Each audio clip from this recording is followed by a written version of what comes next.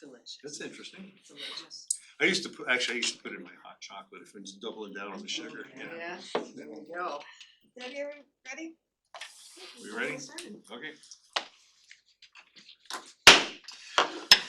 Welcome to the Tillamook County Budget Workshops for fiscal year 25-26. I'd like to officially call this workshop to order at 9 a.m. on Tuesday, April 8th, 2025. Over the next 3 days, we'll hear from county departments as they present their funding requests for the upcoming fiscal year. These discussions are essential. Can you pull it closer? Sorry. It's indicating we're still not. These discussions are essential in ensuring that we allocate resources wisely, especially as we address financial challenges such as the general fund's current imbalance. As we move through the process, we'll consider where adjustments can have the greatest impact or ways to prioritize key initiatives. Thank you all for being here and for your dedication to this important process. Once the budget officer has completed their presentation, I'll open the floor for any additional comments. At this time, I'll turn things over to the budget officer. Good morning, Budget Committee members, commissioners. She said I had one right above my head, that's why I was. Good morning, Budget Committee members, commissioners, members of the public, and staff. Appreciate you all being here. Staff online also for attending. As we present the requested budget for the upcoming fiscal year, our focus remains on financial stability, transparency, and responsible stewardship of public funds. Tillamook County continues to navigate evolving economic conditions, and this budget reflects our commitment to maintaining essential services while preparing for our future challenges. Through careful planning and prudent fiscal management, we aim to ensure that county resources are allocated efficiently, supporting both immediate needs and long-term sustainability. We appreciate the collaboration of county departments and stakeholders in shaping this budget, and we remain dedicated to upholding the financial integrity of Tillamook County. After receiving budgets from departments, which thankfully were really conservative in my opinion this year, our known highest increases are increase in revenue and state deputy contracts is up $102,000. Our inter-county parks to the sheriff's office is up $150,000. There is an increase in a transfer from the TLT to our general fund facilities to help offset an increase in a full-time equivalent request in the sheriff's office. The full-time equivalent request in the facilities and to help offset some revenues in the sheriff's office. There is also an increase in personnel services of $1.1 million, which is a combination of the CBAs and new employees. There's a reallocation of budgeted funds from contracted services to computer software and licensing for better expense transparency. There's an increase in the prisoner's board of $115,000, and that is due to us contracting our kitchen services out as opposed to having a full-time employee. And there is an inter-county transfer request of $2,037,000 for building and improvement.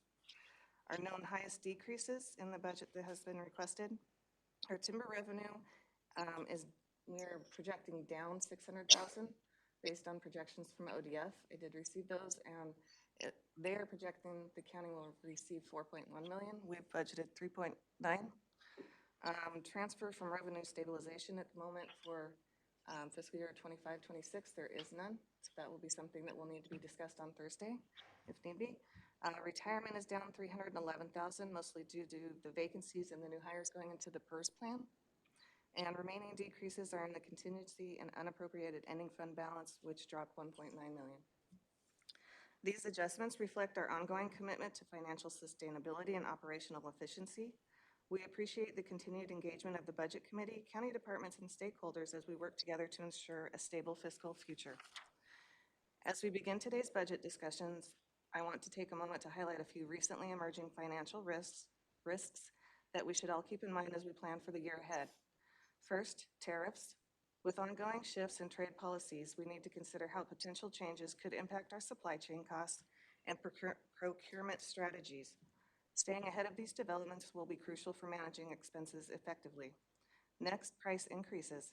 We continue to see inflationary pressures affecting everything from materials to service costs. It's essential that each department evaluates budget assumptions to ensure we are prepared for potential cost fluctuations. And finally, investment interest rates. As economic conditions evolve, interest rate changes may influence our financial planning, debt service costs, and investment decisions. Taking a proactive approach now will help us maintain stability in the long run. I encourage all departments to assess how these factors might impact their budgets and strategic initiatives. Your insights will be invaluable as we work together to build a resilient financial plan. Thank you, and I look forward to a productive discussion today. Thank you. Thank you. In my absence at a prior meeting, thank you for giving me the chair. It goes to show you should never not come to meetings, apparently.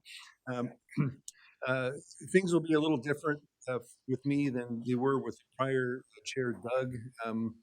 Doug, I think, may have been the chair for the last 50 years or something. Um, I will have significantly less Dougisms, and I am significantly less loquacious than Doug. So I don't know if that's good or bad, but prepare yourself. Um, I think going forward, this is going to be some difficult work, and I'm hoping that all the commissioners, department heads, public members of the budget committee, and the public are heard as we work together on what may be an interesting budget process. And in the end, I'm hoping that everyone will feel equally uncomfortable, but we get there. And with that, I'm going to ask the other members of the budget committee if they have any opening comments. And I'll start with my Oregon resident to my right, MJ. Thank you, Michael. And congratulations on your appointment as the committee chair. Well, I'm glad to be here for another cycle, and I have vague memories of hearing that we would have some overarching principles for going forward with the budget down the road. So I'm looking forward to hearing those and how they might frame how we approach things. And looking forward to a balanced budget. Yes, and thank you for allowing me the opportunity to be on the budget committee again this year. I don't know that I have any additional remarks. I'm looking forward to the process. And I did have a question, and I'm wondering if now's the right time to ask that question. Why not? Has ODF commented on the tariffs on timber and how that may affect timber harvest in the future? I have had no communication from them stating anything on tariffs. Just that what they provided me was just a projection Thank you. on their models that they have currently.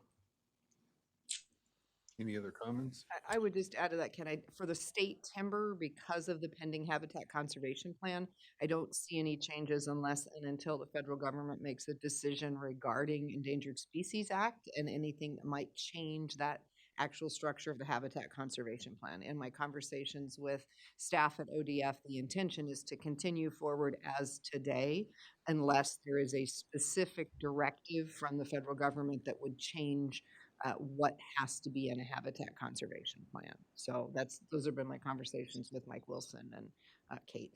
So, And Chair, can you confirm, I think you know this because you're the timber lady, I don't think any of the timber from the forest can be shipped outside the country. no, it all has to stay here. It has to stay here. It has to stay domestic. Right. Stimson's private land, they ship that to China and everywhere else, but the stuff cut in our forest has to stay domestic. Right. So it will stay here, but I don't see an increase happening, unfortunately, unless and until there was specific action at the federal government that said incidental take permits are no longer the sought after answer to avoid lawsuits, because that's really what's driving the reduction in timber harvest at the state level, which is driving our revenue reduction. The other thing is we do have a small interest in some of the federal timberlands through the Oregon-California Railroad lands, or ONC, and there is a possibility that they will harvest something there, but again, it's way too soon to tell. But that would be an impact to our roads department if in fact that were to happen. Those monies are designated specifically for roads and they would come in and impact our roads department if it were to happen. Not expecting anything rapid or short term in that front. I mean, the president has issued a couple of different timber orders related to Harvest Now. But there are certainly other factors in play, which will include staffing available to do all of that work and include any lawsuits that are filed in relation to the orders he's given. So I think for this year, I don't think we'll see impact, and hopefully by next budget year, we'll have a better sense of whether or not there's any action moving forward out of the president's executive orders. Thank you for the clarity. Absolutely. And while you have the floor, Commissioner Scar, any other opening budget comments you want to make?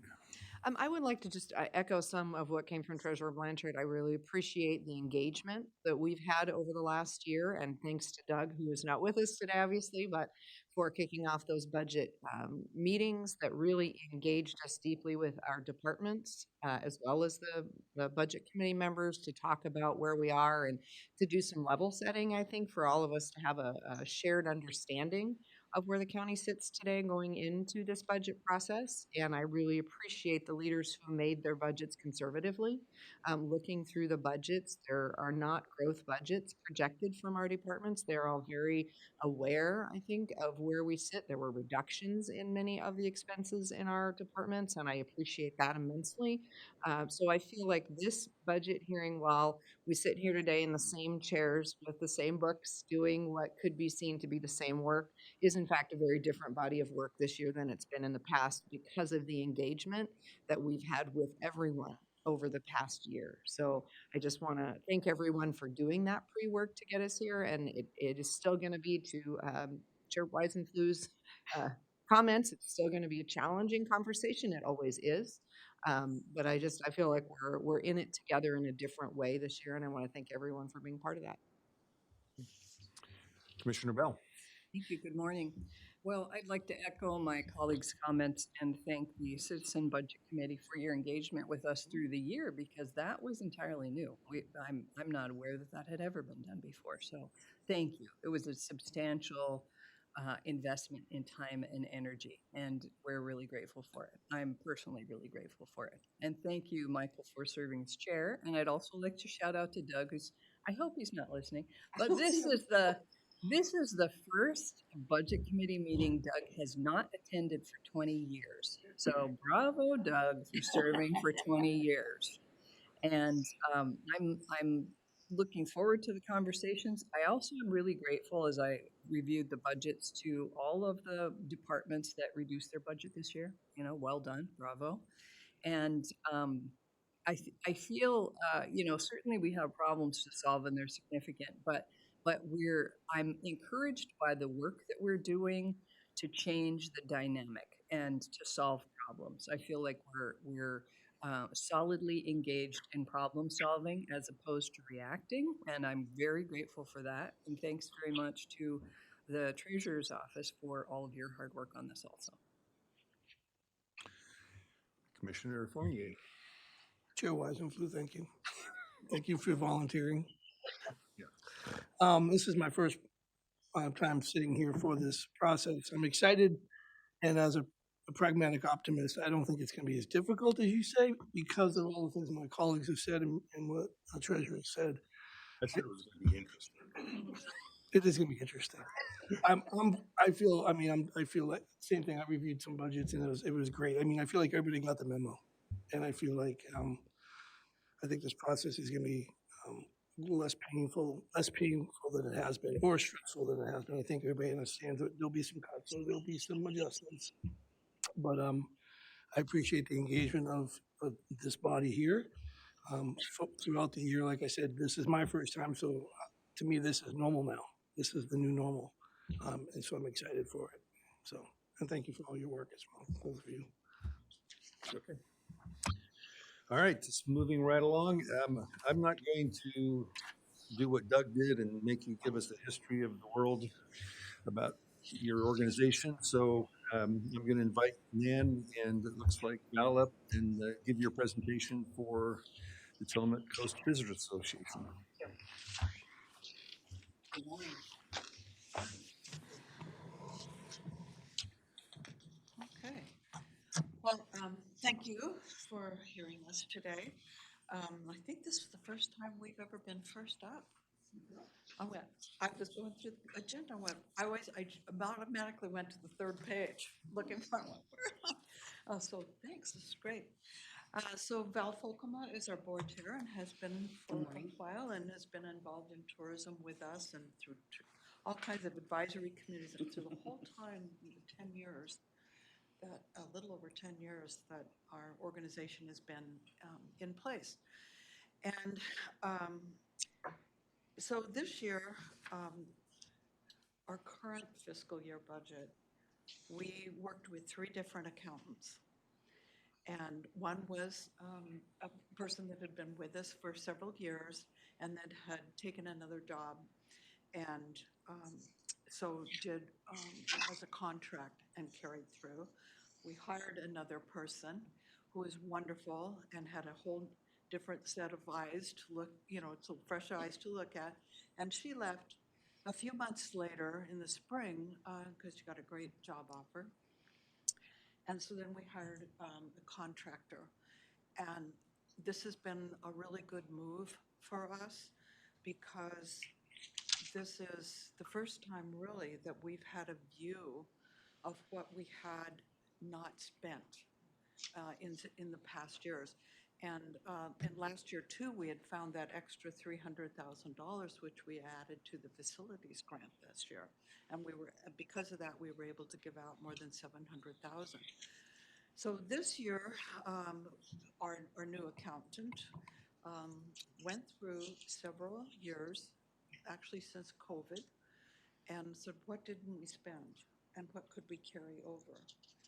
And in 2021 fiscal year, that was COVID, and we had a very small budget. It was like $450,000. That included 3 personnel and a $100,000 marketing grant. Well, we had received 2 PPP loans that were forgivable. So 2 of our employees got half of their salaries paid for through that PPP loan for childcare stuff.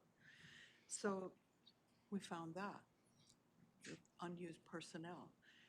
This last year too, we had budgeted for a 5th person and did not get that person hired. So that got carried forward. We had other grants, like Business Oregon grants, that allowed payment to the people for doing the job, doing the work. That was just left in TLT. It wasn't even TLT, but it was left in the budget.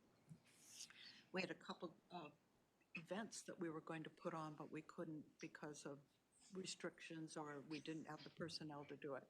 So as it turned out, we were able to carry over $670,000, which we have put into this budget. Now our total budget for what we're going to work on this year is $2.772 million, but $670,000 of that is carryover. And also this year, for the very first time, we added in facilities number, and it was always separate. It was never in our actual budget. So we're looking at another difference there too. The other thing that we did was recategorize. Last year, some of our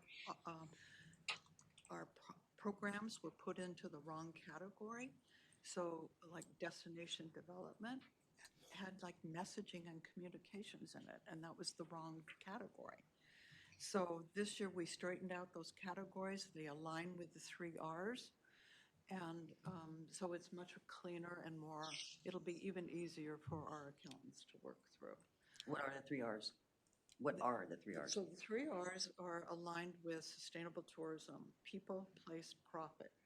So for people, we say, okay, this is community. This is about community. So that's a return on relationships. Place is about environment. So we say that's a return on responsibility to our environment. And the 3rd R is for profit, and that means reinvestment into our tourism businesses. And that's often through grants, it's through marketing, things like that. So we measure, and it's in our contract that we have to measure by those 3 Rs. So, do you want to say anything else? Just, thanks, good morning, everybody. Just to clarify, one of the things that we've been addressing and completing or accomplishing is just basically the organizational health and status, and how that's, now we're 10 years into it, how that's creating not a level of predictable. That being said, we had our first audit, came back with some wonderful stuff. I was always nervous about this, and considering that we did go through 3 financial people, and some of the handoff stuff wasn't as smooth as it should have been. So we also, after this past year, not only do we have fiscal accounting services, which basically, when we look at it, it's costing us about 30% less to do that rather than hire in-house and replicate that. So as well as with the human resources, the very same thing. We found that just simply being sophisticated, or think you are, isn't going to do it when it comes to all of these employment issues and et cetera. So those are being institutionalized, as well as we have a wonderful legal counsel works with nonprofits like ourselves, and we have a wonderful human resources department that has been tremendously beneficial. And I would say it's already saves, I would say tens of thousands of dollars just simply by having that contract be specific to that. The lack of OPE and all that other stuff just really stacks up. So it's been a boon for us, and we have not agreed, but in our work plan, every 2 years, the audit will happen. And that'll just get better, and things will become more, not generic, but, easier for somebody to sit in that seat and make it make sense instead of rebuilding something brand new. And all of those efforts were well acknowledged. But my goal is to make sure that we are sort of institutionalized with all of those operating efforts, so that our work really is about the quality and talent that we hire, and capital investments. And I would say that one other thing is, this year our personnel costs are up a little bit, and that's because the board has asked me to create a succession plan, because I'm getting old, and I've got it's going to take a couple of years to cross-train everybody, because I do a lot of work that nobody else on the team does or wants to do. So we just hired 2 part-time people that actually are going to cover a lot of what I do, and we'll get them cross-trained, and they're enthusiastic, and they're amazing, workers. So that's why that went up a little bit, but yeah. It's a good feeling to have some stable ground, and we couldn't do it without the county's cooperation, because we're all in this together in that regard. And we're charged with being stewards, as well as, encouraged to invite them all to come down. I think Nan said it best at our annual dinner, in that we're not looking for 4 million people or even 40,000. We're looking for the right 400 that want to be here, and know that it's not necessarily all amenities. I mean, sometimes it's a little rough, or they call it glamping, and I just find it funny, but yeah, sometimes it's blue tarp camping here, right? That's what I'll say as far as the parks go. So I'm happy that we're getting there, and it feels a sense of, I'm not morbid by any means or pessimistic, but I can't afford her to leave, so she needs to get all this information down and institutionalized. Same kind of with you, Michael. I hope you write a book. Just everything you've served over the years. I appreciate that. I know what that's like when you serve, and the kind of sacrifices. So I appreciate that. So I'm just feeling very optimistic that, including, I'm going to do a little bit of usurping Nan here a minute with this effort we're going forward, and that is, given the circumstances and the trepidation that everybody, and the apprehension as far as resources go in the public and the tourism public, we already know we're going to take a hit with Canada. And just off the bat, and that everyone has already seen that. But our goal is to target with marketing monies that short term, that even though we know spending the night, they spend more money, et cetera, but really, truly, you can do a day trip down here. You can walk Kilchis Reserve. You can walk part of the Oregon Coast Trail. You can be on the beach in Pacific City. All kinds of things that I just think that are worthy of us investing in. Yeah, we did increase our marketing request a bit. And we're going to do more marketing this year, and it's going to focus on affordable travel, which we've already Yeah. started, and also what can nature do for you? And I think that's at a time when we all need to get in the trees and kind of relax, get at the ocean and stuff.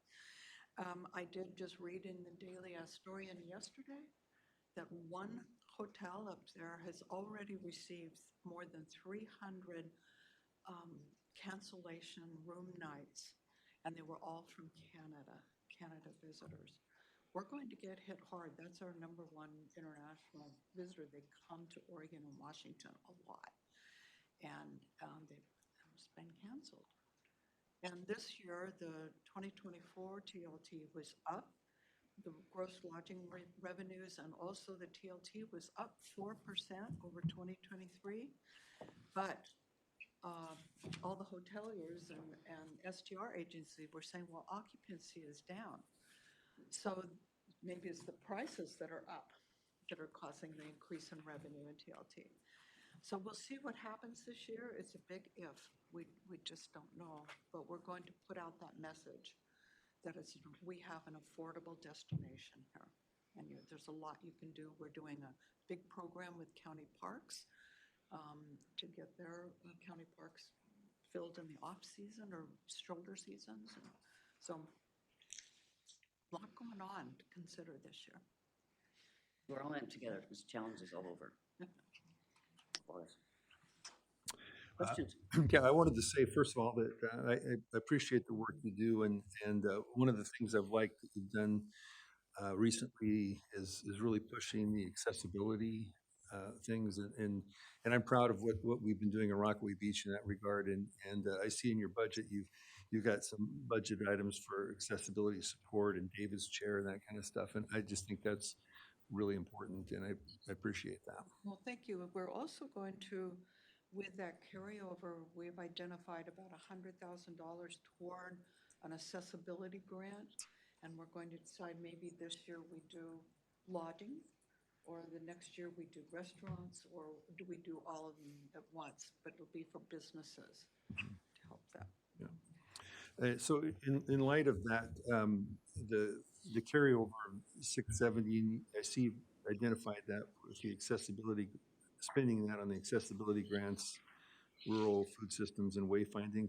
Does that mean that those are kind of one-off, or are those going to be absorbed into your budget in the future? Or? They can be absorbed. Okay. They can. And the Partners for Rural Food Systems has been part of our budget, the ask, the last 2 years. And we have some really good news on that too, which I can go into another time.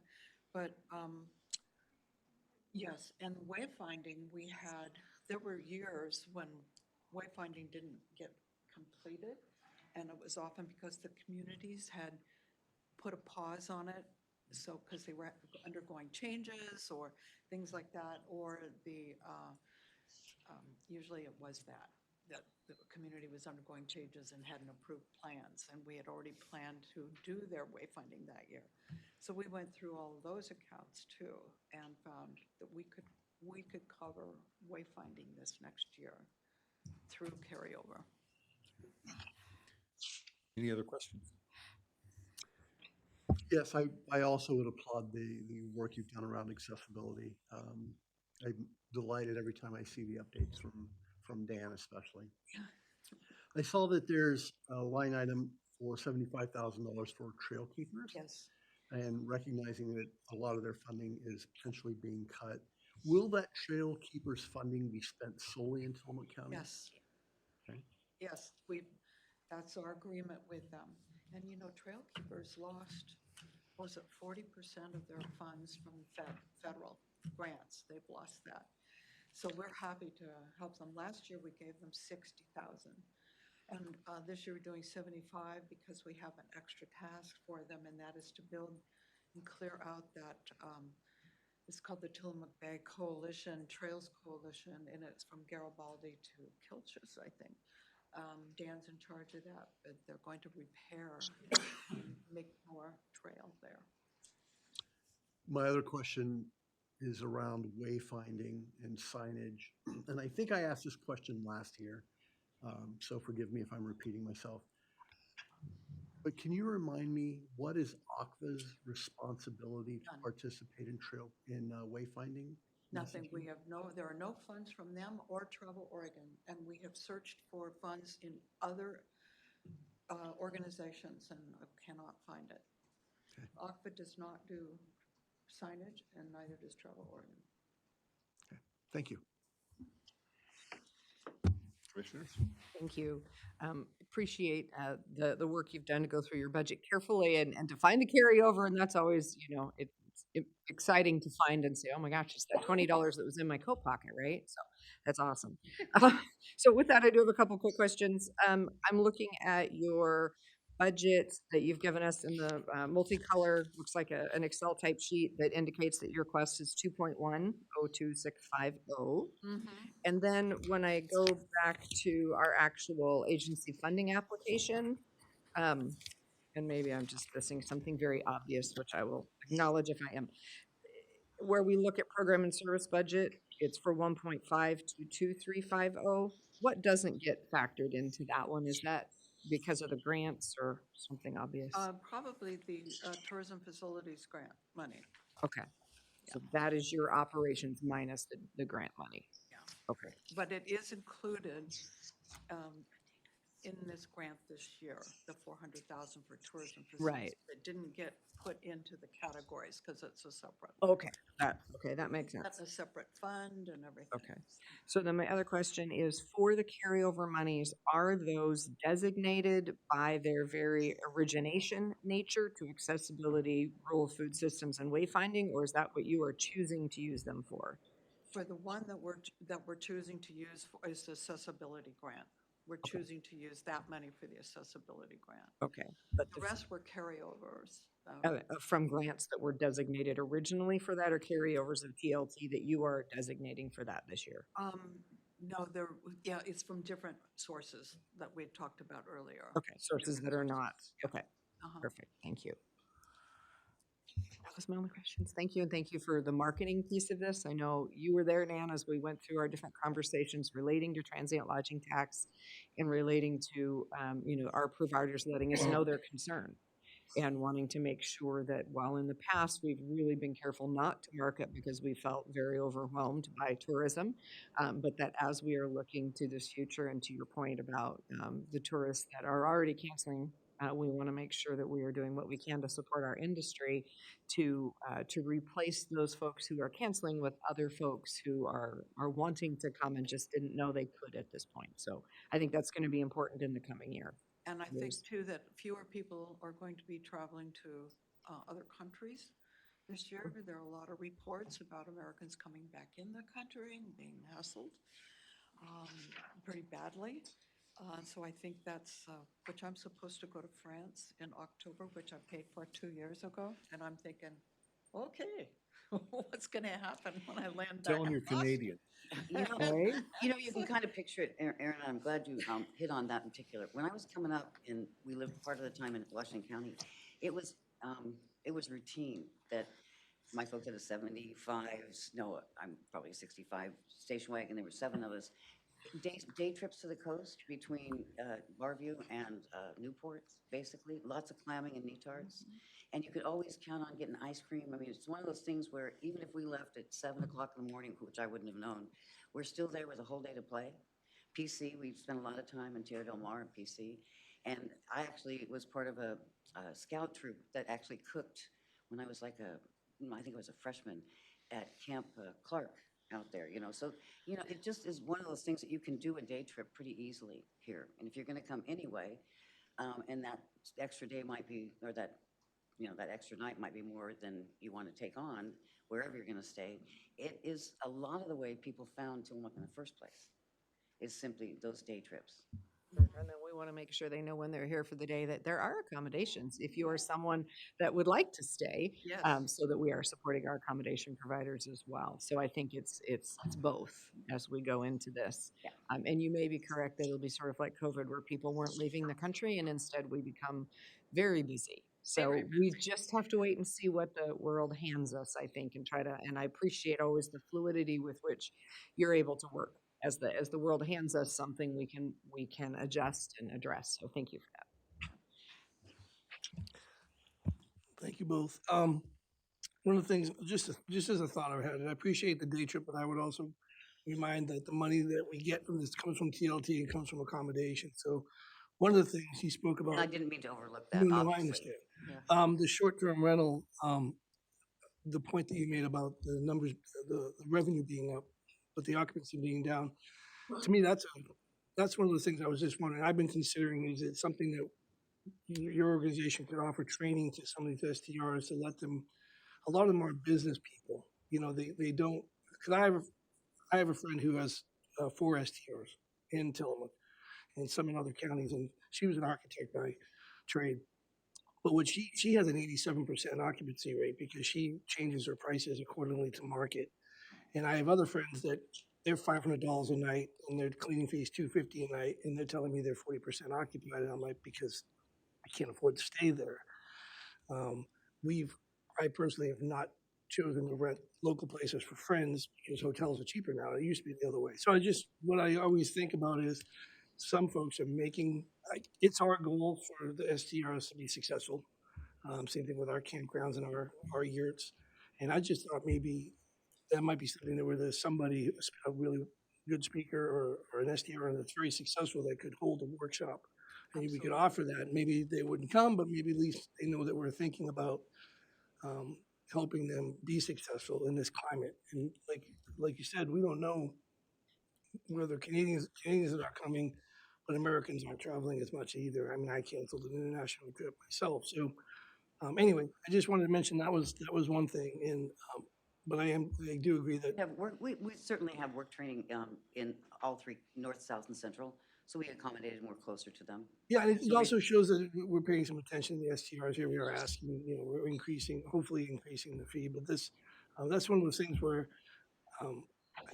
I'd rather see them have better occupancy and more visitors. So And our team is working on some hospitality training right now. And we're hoping Fantastic. to institute that even before the end of this fiscal year. But one of the key areas is working with STRs.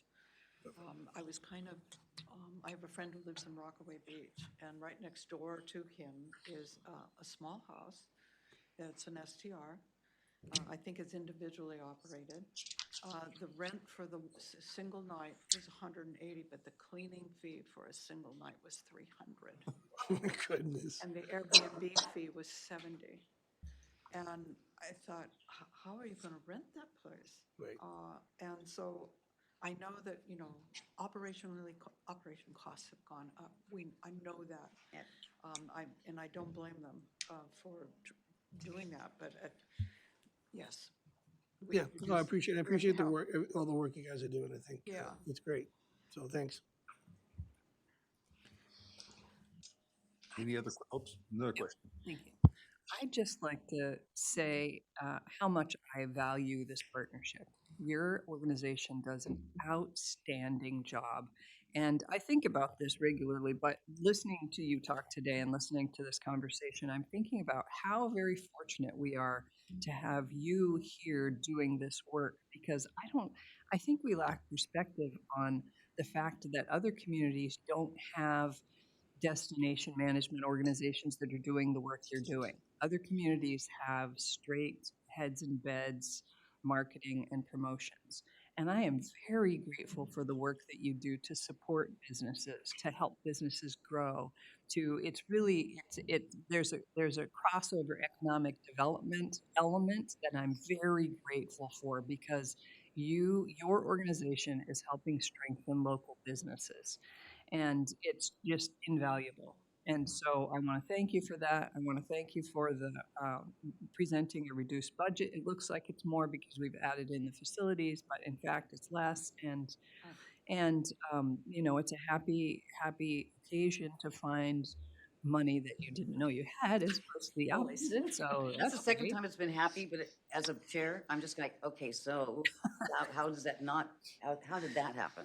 Yeah. And we can trace it all, that good stuff, but it's important to me that, Yeah. it is recognized, and of Yeah. course, we are about transparent as you can get. Yeah, and it's not uncommon when there's turnover of a finance department. It's not uncommon for some of that institutional knowledge to be lost, and it takes a while to figure it out and find it. So I think you're I'm in glad a we good. took the time to chill and just get that so that, like, we're already scheduled for our 2-year from here audit, things like that. Yeah, That make me very comfortable because we have such talented people truly. in this county, let alone on this board and rank and file.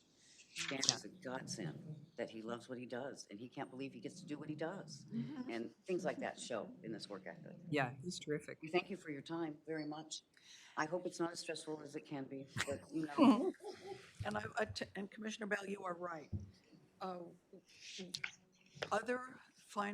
Other destination tourism organizations are starting to include management, but still their main focus is marketing.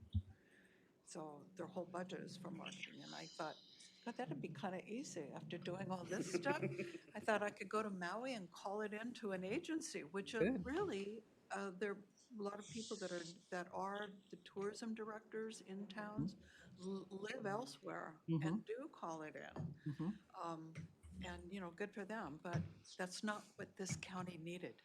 Correct. This county needed something else. Agree. I want to say one more thing about STRs, and Nicole may have started this already, but if she hasn't started it yet, I look forward to her doing it. We had the conversation about one of the ways to help STR owners is to encourage people to go directly to the owner's website, Yes. rather than going through a Yes. booking platform.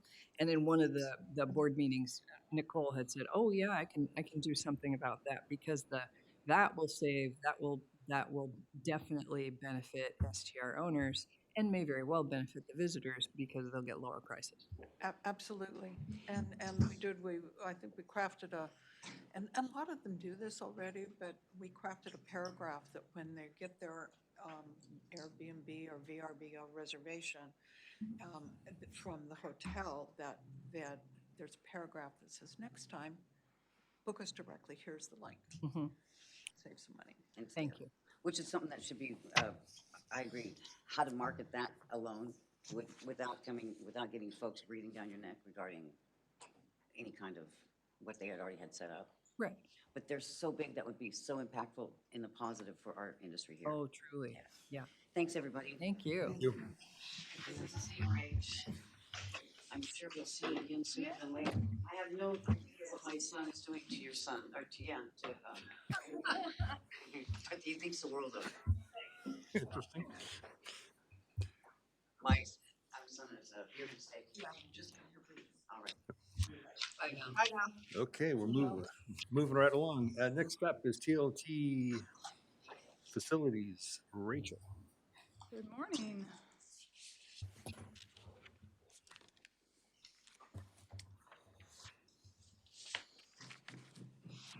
While Deborah's pulling that up, one clarification I wanted to make.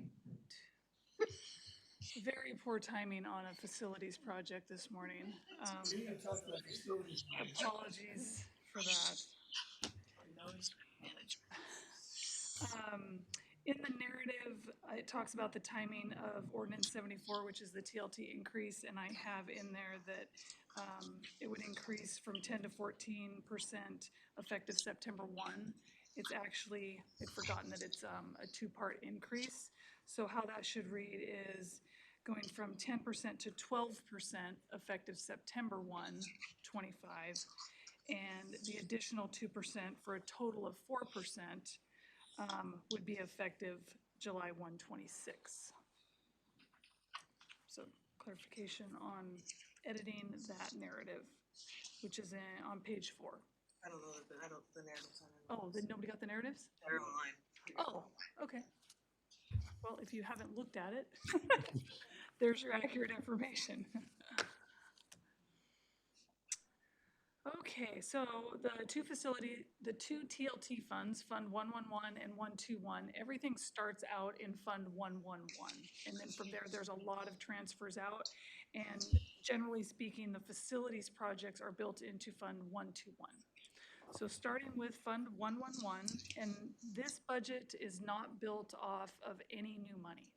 So if the ordinance passes, those numbers are not included in here. And that may be a discussion point later on Thursday when there's deliberation about maybe how to balance the budget. But we wanted to be conservative and err on it not passing. And so it does not have any new money. So we're budgeting revenues based on this year's adopted budget of $7 million coming in for new money. And on the back page toward the bottom is how I calculate the 70% and 30% and where the distributions are. So the 30% is what it is currently. We don't have the new money going to emergency management or radio or the sheriff's office. It's just roads and general fund expenses. So the 30% is about 1.9 as a transfer out to roads and an estimated expenses to recoup for the general fund.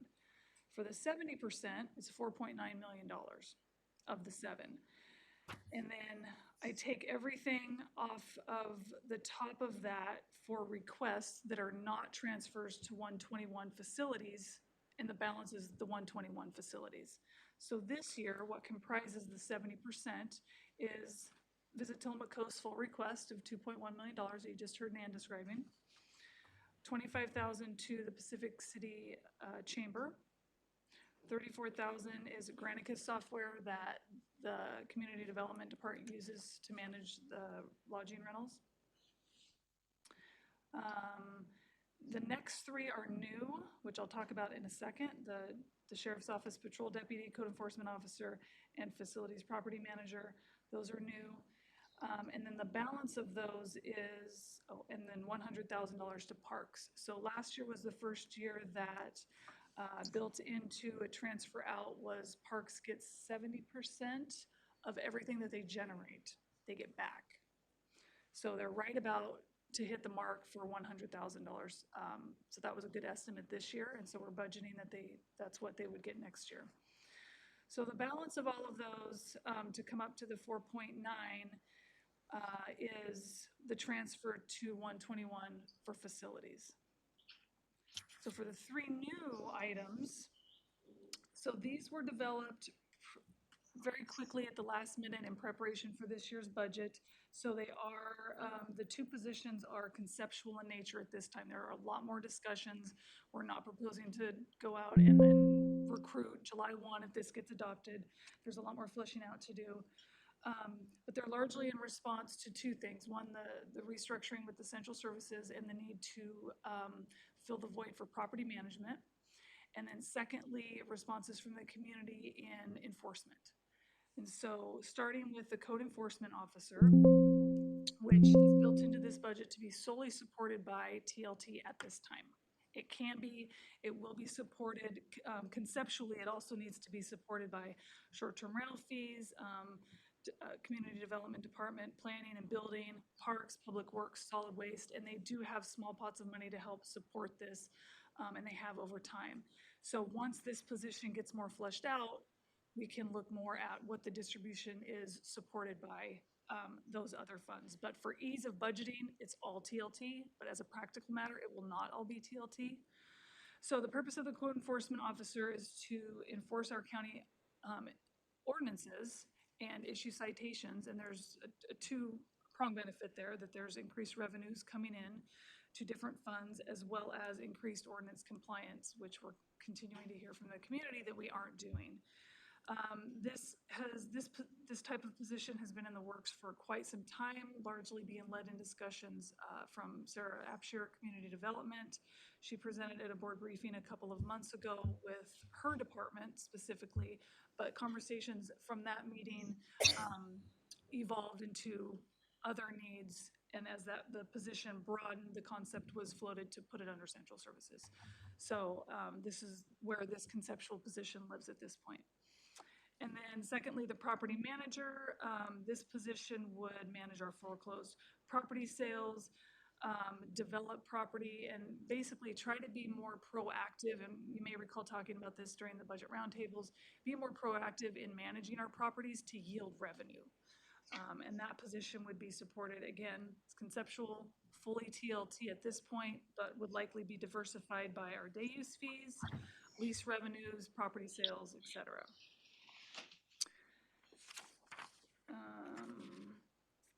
And then the 10,000 for, so the code enforcement officer position and the property manager position, that comprises 2535, and that is a transfer to the facilities department fund. So we'll talk about that again when Kevin is here and we present the facilities fund. But there's a transfer out of Fund 111 because it's funded by TLT in concept at this point. And then the $10,000 transfer out from this fund to the sheriff's office for patrol deputy enforcement. We get requests from the community for more enforcement. And the sheriff's office, under their current structure and staffing, there isn't full capacity to do that. So there are programs, and maybe Josh or Paul could speak to this a little bit more, but there's programs that exist where if deputies want to sign up for overtime, they sign up for overtime and they just go out and they write tickets. And so this would be $10,000, an estimate from the sheriff's office of what that could do to just help get more enforcement out there. And again, increase compliance, which we get complaints about with people, I'm paying for a parking ticket, but these 20 cars aren't, so how is that fair? And then additional revenue coming in potentially through justice court and through increased revenues from people paying their parking. So do you have anything to add to that, Paul? Just want to say, this came about because we, in addition to one code enforcement officer, we have a lot of parking lots day use. And getting, one of the stumbling blocks is getting deputies to go out there and do it while they're also sitting on 3 or 4 calls that they need.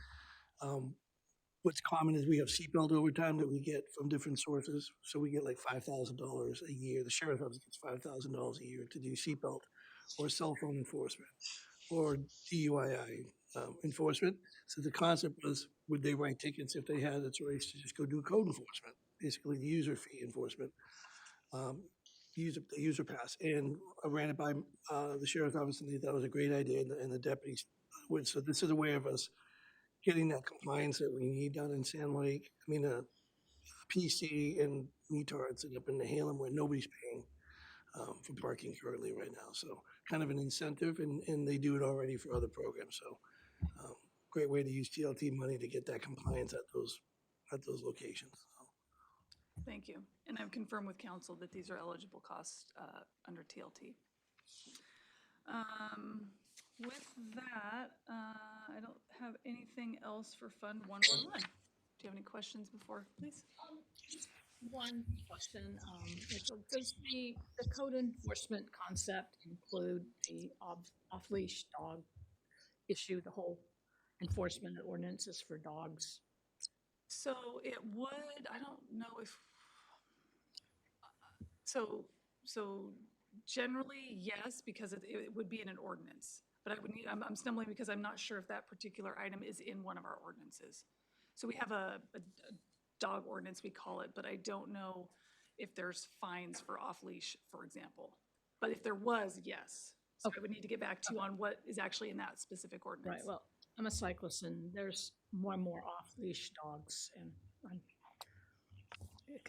coming in contact with them at inconvenient times. Yeah. And I can tell you there's been a longstanding interest to update that dog ordinance, and it's just one that hasn't. Right, well, I just was Yeah. wondering if it came under that umbrella. It could, yes. Yeah, okay. Yep. All right. Yep.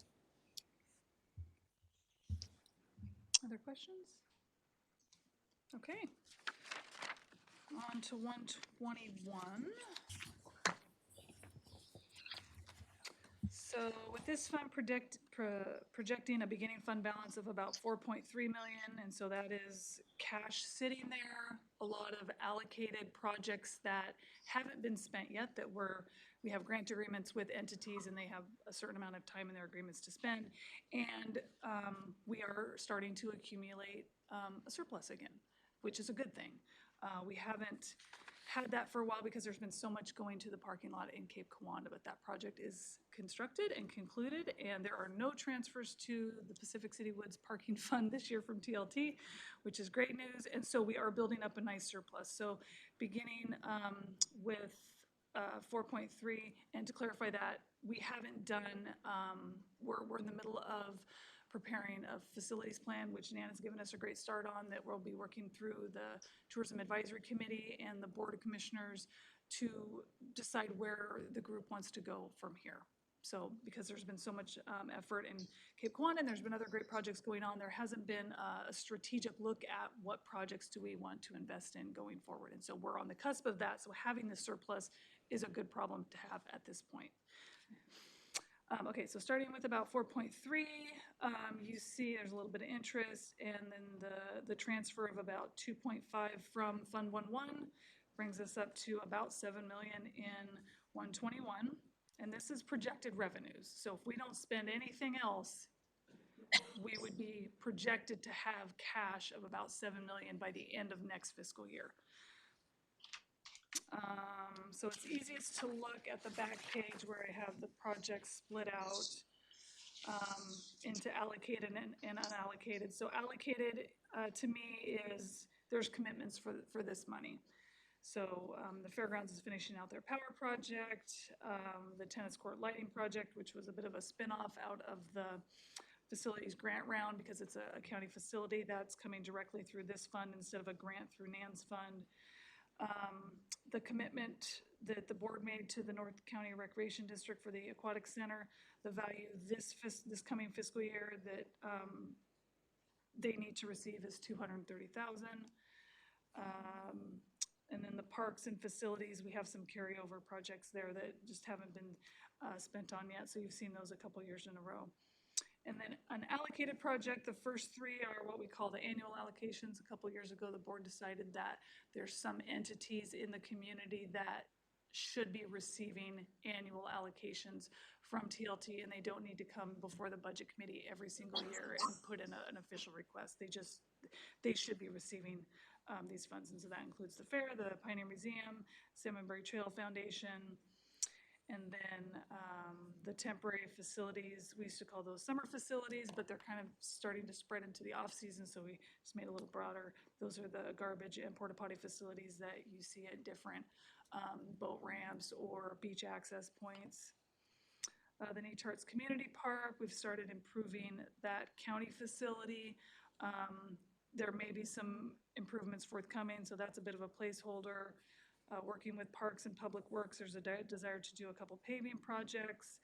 And then the Jensen intersection design, placeholder of $200,000. The next component of the Kiwanda Corridor project in Pacific City is proceeding with developing the Jensen property, with the first phase of that being reconfiguring the intersection, the first phase of that being the engineering.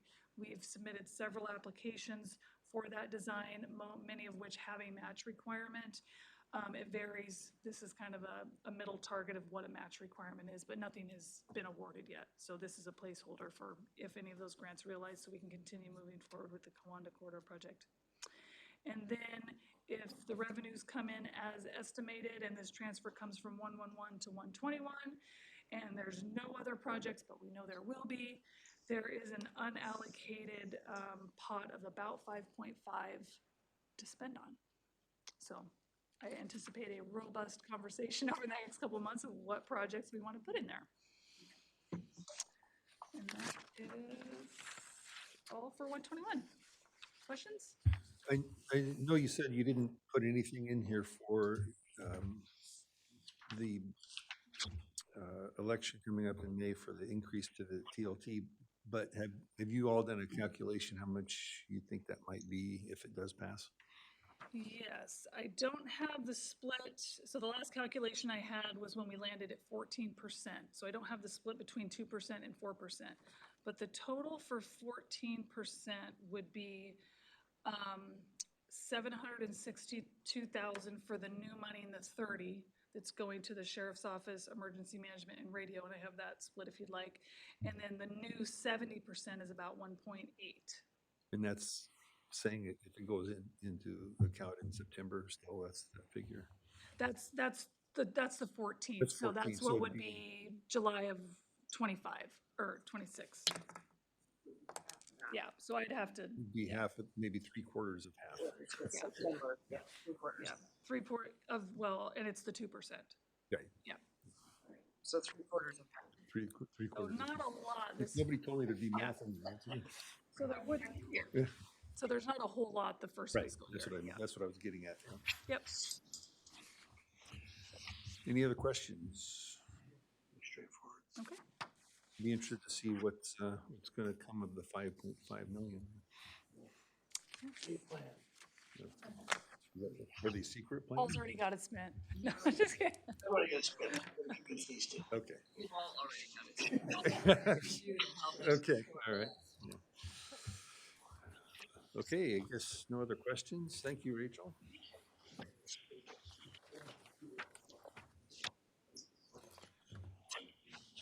Well, we're way ahead of the game. Is the museum director here?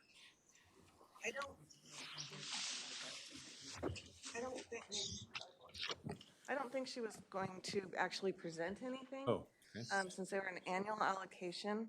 I pulled the calendar from last year. I should have removed that one. Oh. But yeah, Peyton did say she didn't have a presentation, but it is an annual allocation out of TLT funds that we do provide to the museum. And Right, and I would just add that it's based on a historical relationship for anybody who may not remember, trying not to get too Doug-ish here, but prior to the tax caps of Measure 5 and Measure 50, where everything got all stuck together, the Pioneer Museum had its own allocation from the voters.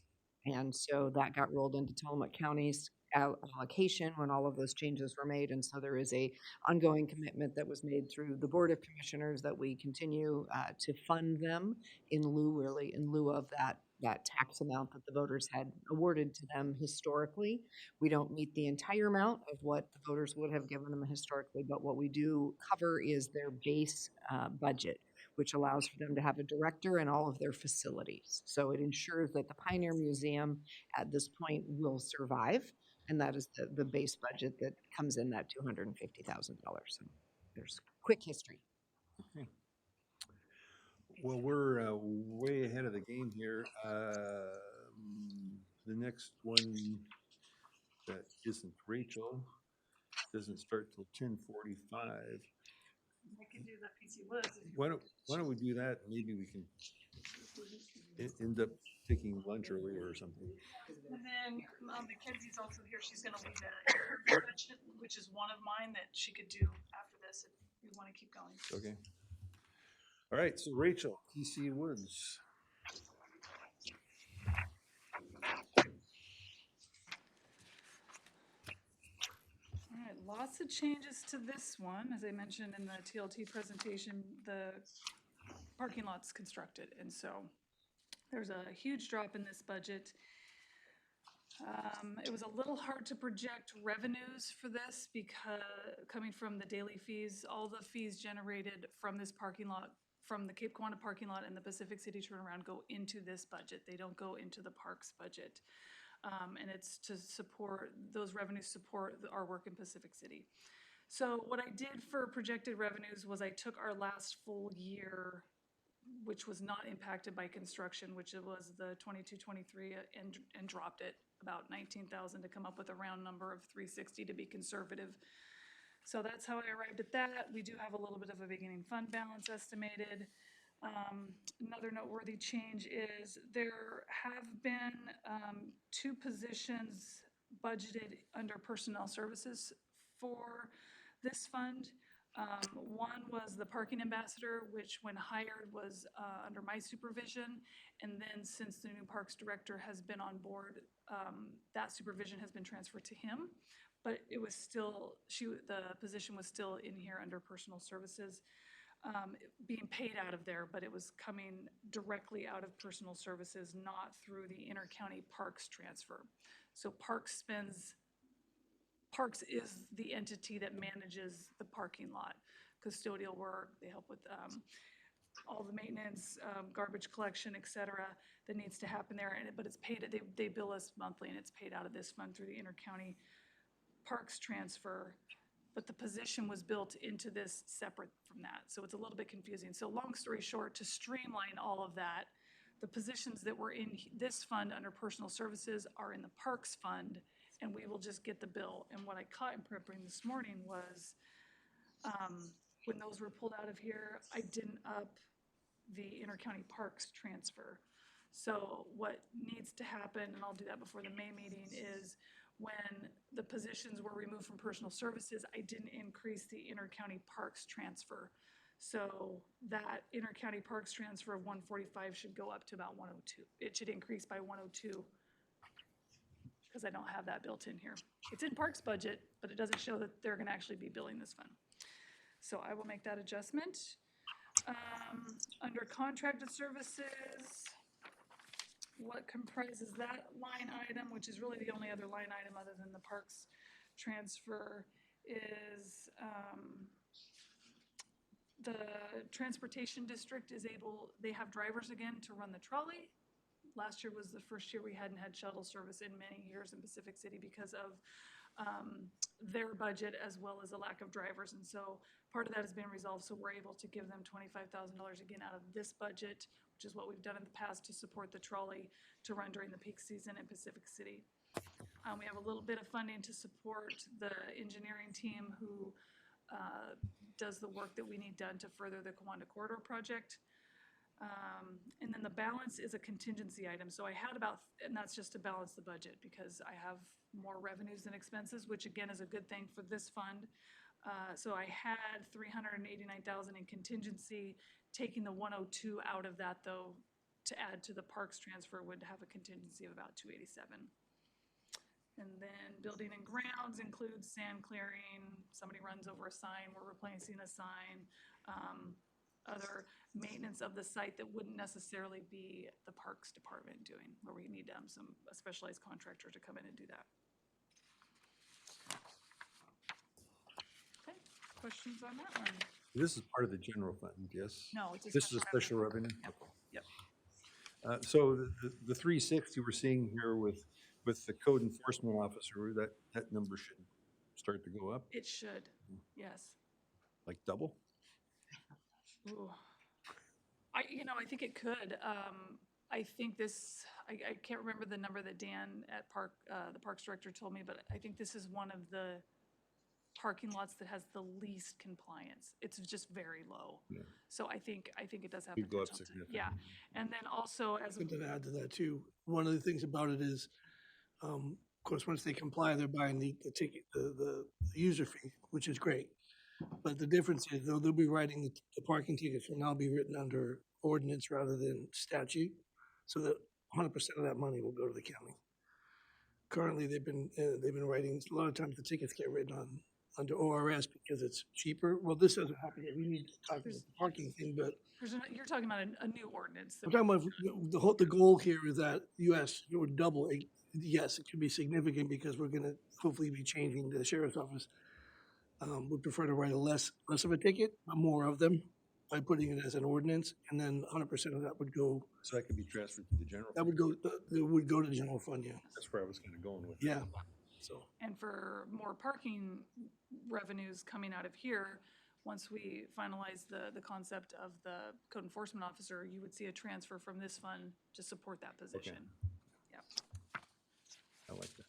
I remember from our discussions when we created the $10 day use parking fee, we asked Oregon Department of Parks and Rec how much they felt like they collect, and they said maybe 60-65% regularly with enforcement. So their estimate was 35 to 40% of people are totally just non-compliant, but with enforcement it could be up to 65. And we're not close to 65. So with enforcement, we could get to 65. And if the money's coming back directly to the general fund, it'll be better. That's the goal. It's a good thing. As much as we can. I'm aware. Well, on the same page. And I'll just make a statement here. I don't think I have to do it until we contract with the transit district, but my husband drives for the transit district, so there is a potential for a conflict of interest at the time that we do contract. I don't think at this point it's an issue, but I just wanted to daylight that in case there was an issue. Thank you. Any other comments for that? Wow. Okay. Well, you want to just jump right into the next one? Ready to go a little early?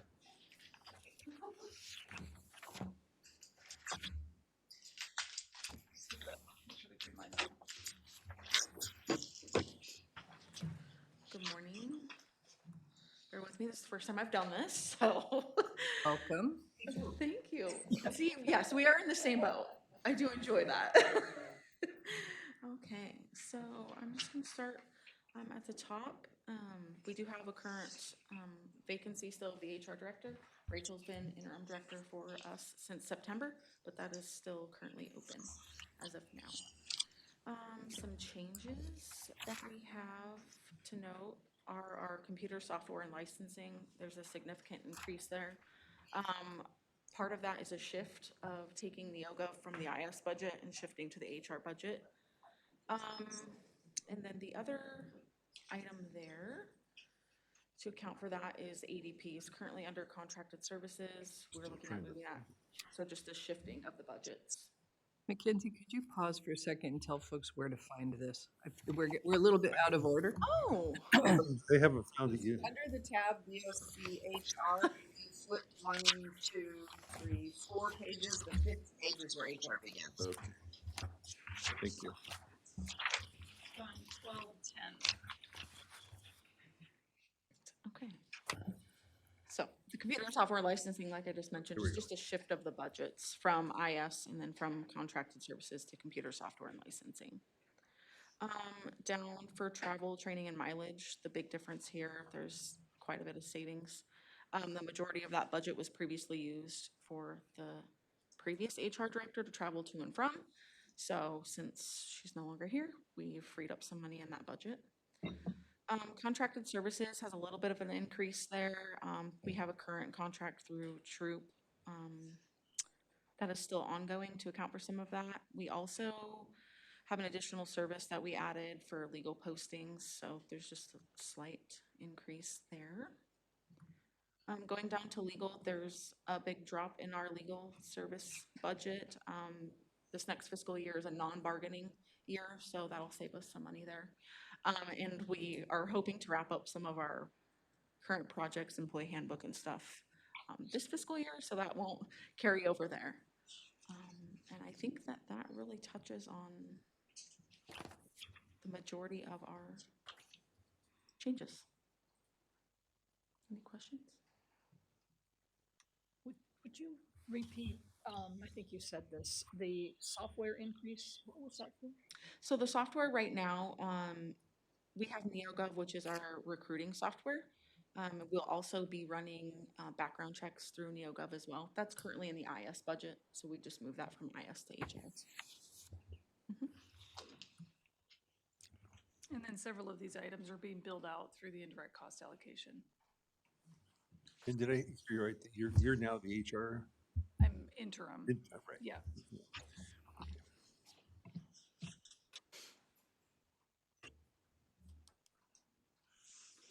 I don't want to make an assumption, but the decrease in the retirement account, can you touch on that? So that would be due to the HR director when someone is hired would go into PERS and not our defined benefit. Okay. It's a massive savings with the switching over to PERS. I figured as much. I didn't want to assume. Thank you, Mackenzie. Well done. Thank you, Mackenzie. Yeah, thank you. Thank you, too. Mackenzie. Yeah. Okay. I guess, Rachel, you can keep going if you want.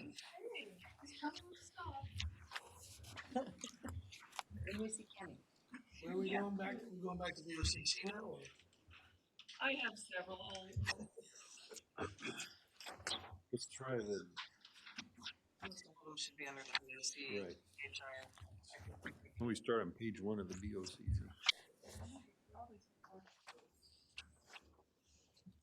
Okay, starting with BOCC, Fund 1100.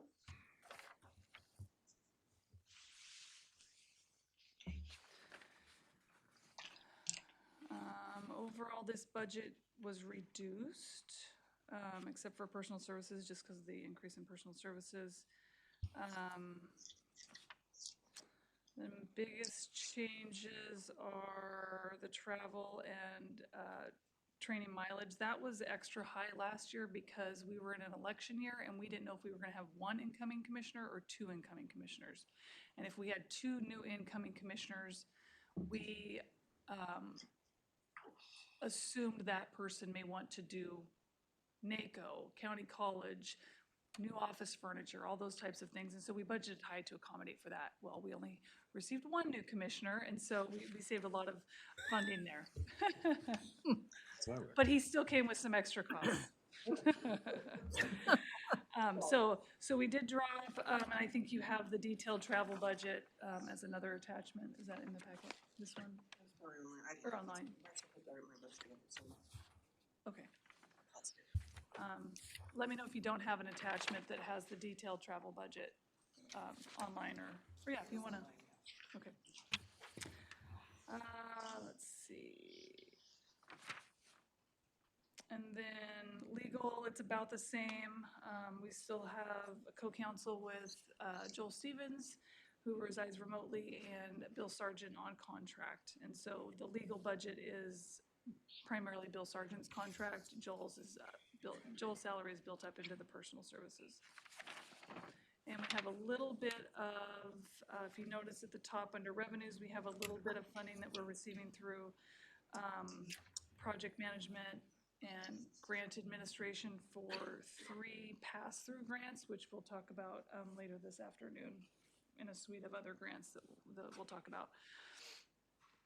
So that is a little bit of an offset to general fund costs. Oh yeah, travel budget's up on the screen. So AOC, National Association of Counties, DC, or where is the annual conference? Not the DC one, where's the annual one next year? I think it's in Hawaii. Hawaii, okay. So someone's going to Hawaii.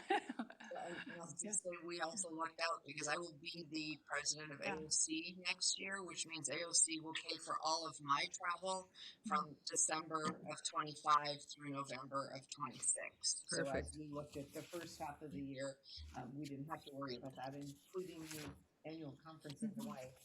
You might need some help. Yeah. I know. Are there budgetary concerns discussed there? Because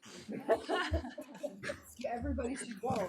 What we were talking about, some friends last night about apparently a water district in Beaverton that was doing something just like that, where they had like all this travel and taking all their special district board members to these amazing places. So I don't hate that idea. That would work once. right. Well, so I'm going to start talking about it now because Once everybody hears if I go to Hawaii, that I went to Hawaii on the county's dime, that's not going to play well. So got to start talking now about the fact that it is not, in fact, the county's dime. It is part of a different duty being paid for by others. That's great. Okay, questions on the BOC budget? Okay, next one is the land sale budget, 1160. We are still dealing with the outfall of the Tyler Hennepin U.S. Supreme Court decision, which effectively halted all of our land sales. There was a decision that, so typically when we receive a tax foreclosed property, we don't deal with the bank foreclosures, but for tax foreclosed properties, there are a whole bunch of statutes that are very strict in guiding how we can dispose of property. And one of them is when we dispose of most properties, we can keep the proceeds. So we can keep if there's a surplus, there's no funding, there's no revenues that go back to the prior owner. Not all states do that, so it's been a mixed bag. Well, the Supreme Court decision found that that's actually a taking and we can't do it. So since that decision came out, we stopped selling properties. Any revenues coming through here were existing land sale contracts that we already had and executed. And so last legislative session, there was a very nice bill that was supposed to get approved. It didn't. And so what came out of last legislative session was, we don't like this bill at the last minute. A different bill was passed that said, create a work group, work with the Department of Revenue, and come up with a new plan, which should have been the plan that was in the bill. But so over the last year, that work group has done some work, brought recommendations to the legislature, and the last bill I saw is awful. The management for tax foreclosed properties would be very onerous. I won't go into all the details, but I am not hoping it passes in its current form. So with the uncertainty of that, this budget looks pretty much like it did last year, minus two properties, I think two that sold that were on contract. So this just has 3 outstanding contracts.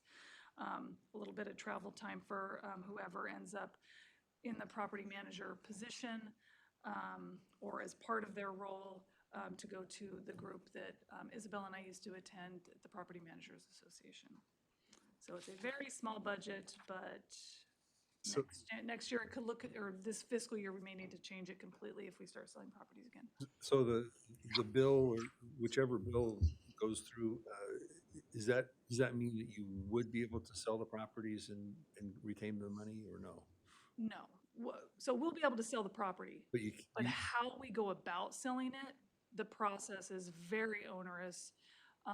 It's gonna be an expensive process that we'll be able to get our expenses back, but not but any. no proceeds. No proceeds, okay. Begging the question, why would we do it? Yeah, well, we're gonna be left with a lot of properties. I think there is potential for us to keep some of the proceeds if there's no claimant that comes forward from the prior owner. But you certainly have this scenario where people can just not pay their taxes for several years, go through the tax foreclosure that your tax department manages, give it to your real property manager management department. They go through selling the property, and then they just give the prior owner, the proceeds for that. So it's a really unfortunate precedent that is starting to be set, but we'll see what the legislature comes up with. Have they said how many years to go back in? That's what's going through in the bill, yeah, yeah. So.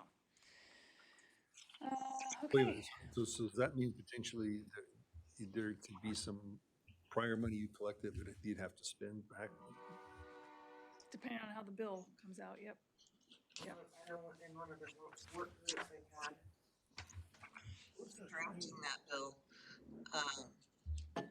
they asked the state to pay for the back years.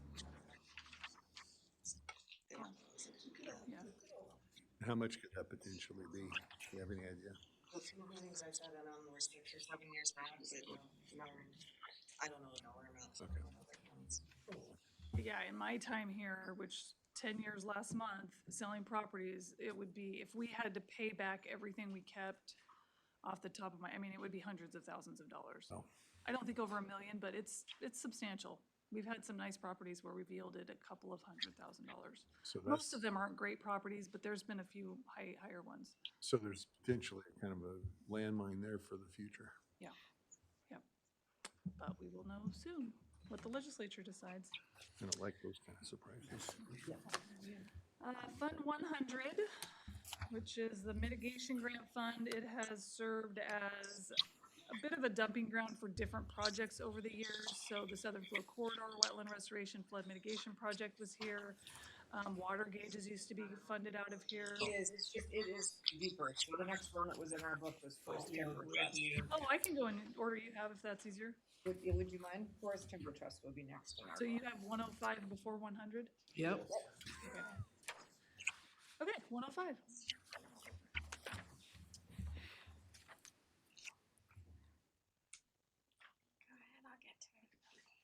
Okay, no problem. So this fund is budgeted a little bit differently than other funds. Usually you start out with how much revenue you have and you build in your expenses to spend down the funds. This one is revenues come in from the forest proceeds and taken off of the top before it goes through the distribution formula to the county and districts. Any expenses that the county has managing timber, managing our timberlands, which is pretty loose, get spent first. So we start with what types of projects do we have for that or expenses, and we build those in. So we have membership and dues for the Council of Forest Trust Land, Commissioner Scar's travel to Association of Oregon Counties, Working Lands and Waters, and then a little bit of legal contingency. This is the first year since I've been managing this fund where we have not had an active lawsuit.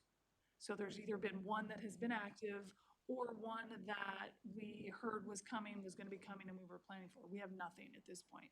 But if there is anything that comes up, it would come out of this fund under the legal expenses. So those are the expenses potentially projected for this fund. They total 49,000. We have a beginning fund balance of 26,000.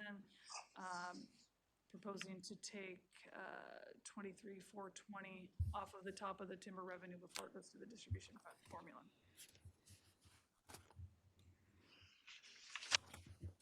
Okay, what's the next one you have? 106. 106 is Title III. So unfortunately, the Secure Rural School Act has not authorized additional Title III this year, is the last my understanding is. And so we have no new Title III money coming in. So when we receive random distributions from Title III throughout the year, it's maybe two times a year.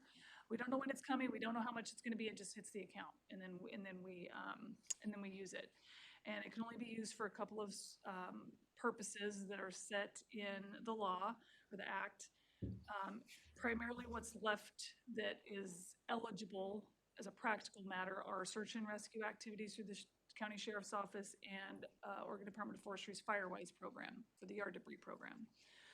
We currently have a beginning fund balance of $177,000, and built into that is outstanding agreements with ODF and the Sheriff's Office that we expect to be spent in the next month or so, which leaves a balance of unspent or unallocated funds of around $101,000. So this actually today in the Headlight Herald is a notice for that grant round. So it's an onerous grant process that basically ODF and the Sheriff's Office apply for funding for projects related to the Firewise program or search and rescue program. This year, I think we're only expecting requests to come from the Sheriff's Office because last year ODF had commented that they had another source of funding for the Firewise program. So yet to be determined, but I think we're just anticipating search and rescue projects applying for the $101,000. And there's no new money, so this is just money that was received since the last grant round last spring or early summer. Okay, next one. What's the total? Put it together. What's one? 196 is next? ARPA is 100 and, do you have one, Fund 100? Oh, okay. Yeah, it's just for the back. Okay.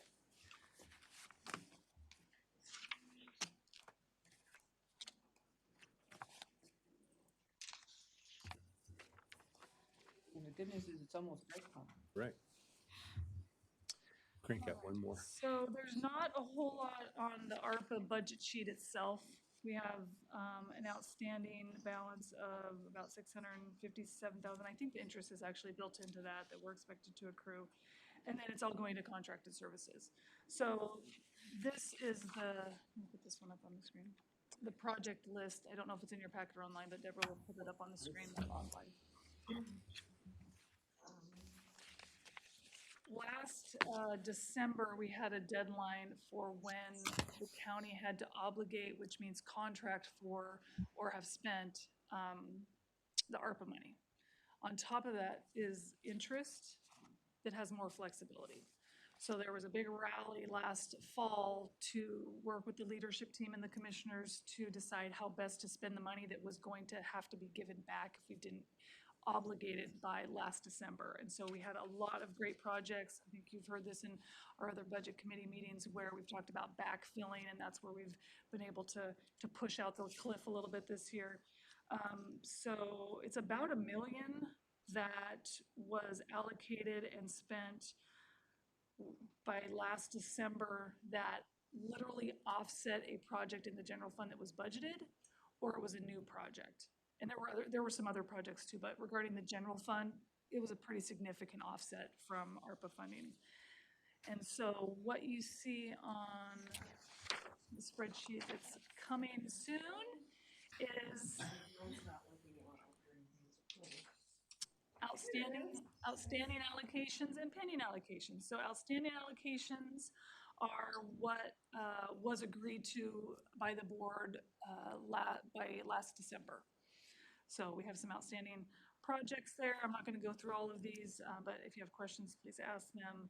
And then the pending allocations is the estimated funding of around 292, which is interest only that we have to have spent by December of '26.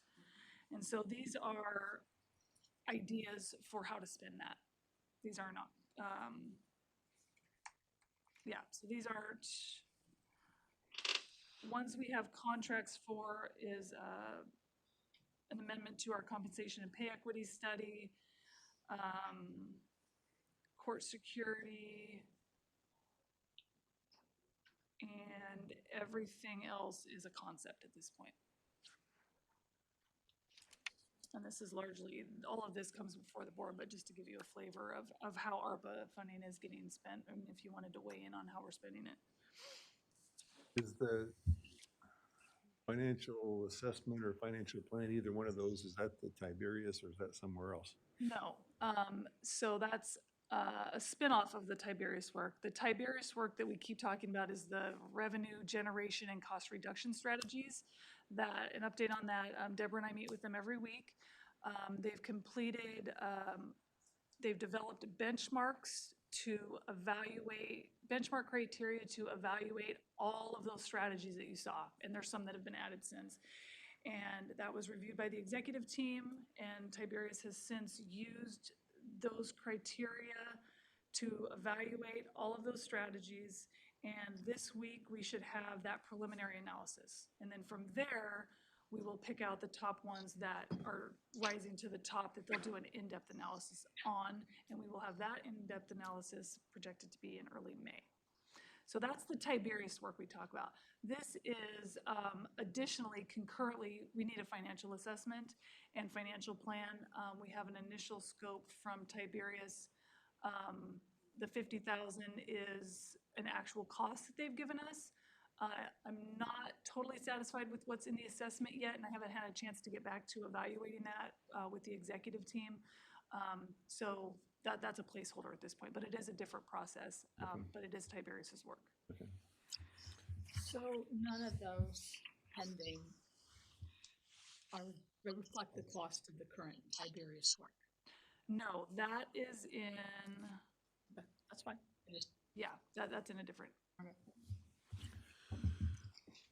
Any other questions for this part?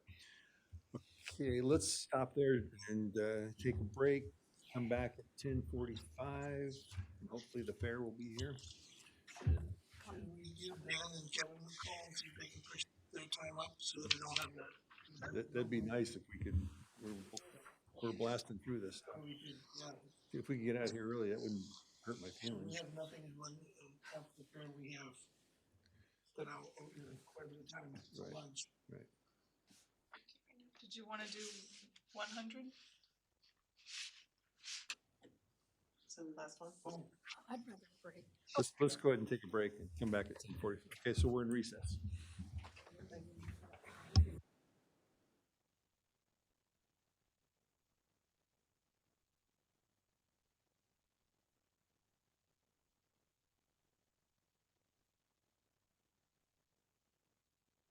On the record, that's the right thing to say. And the fair is up next.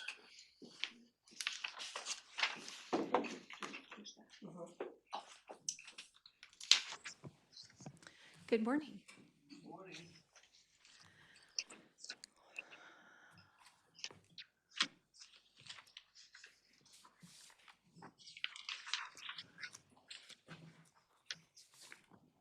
How would you like me to proceed?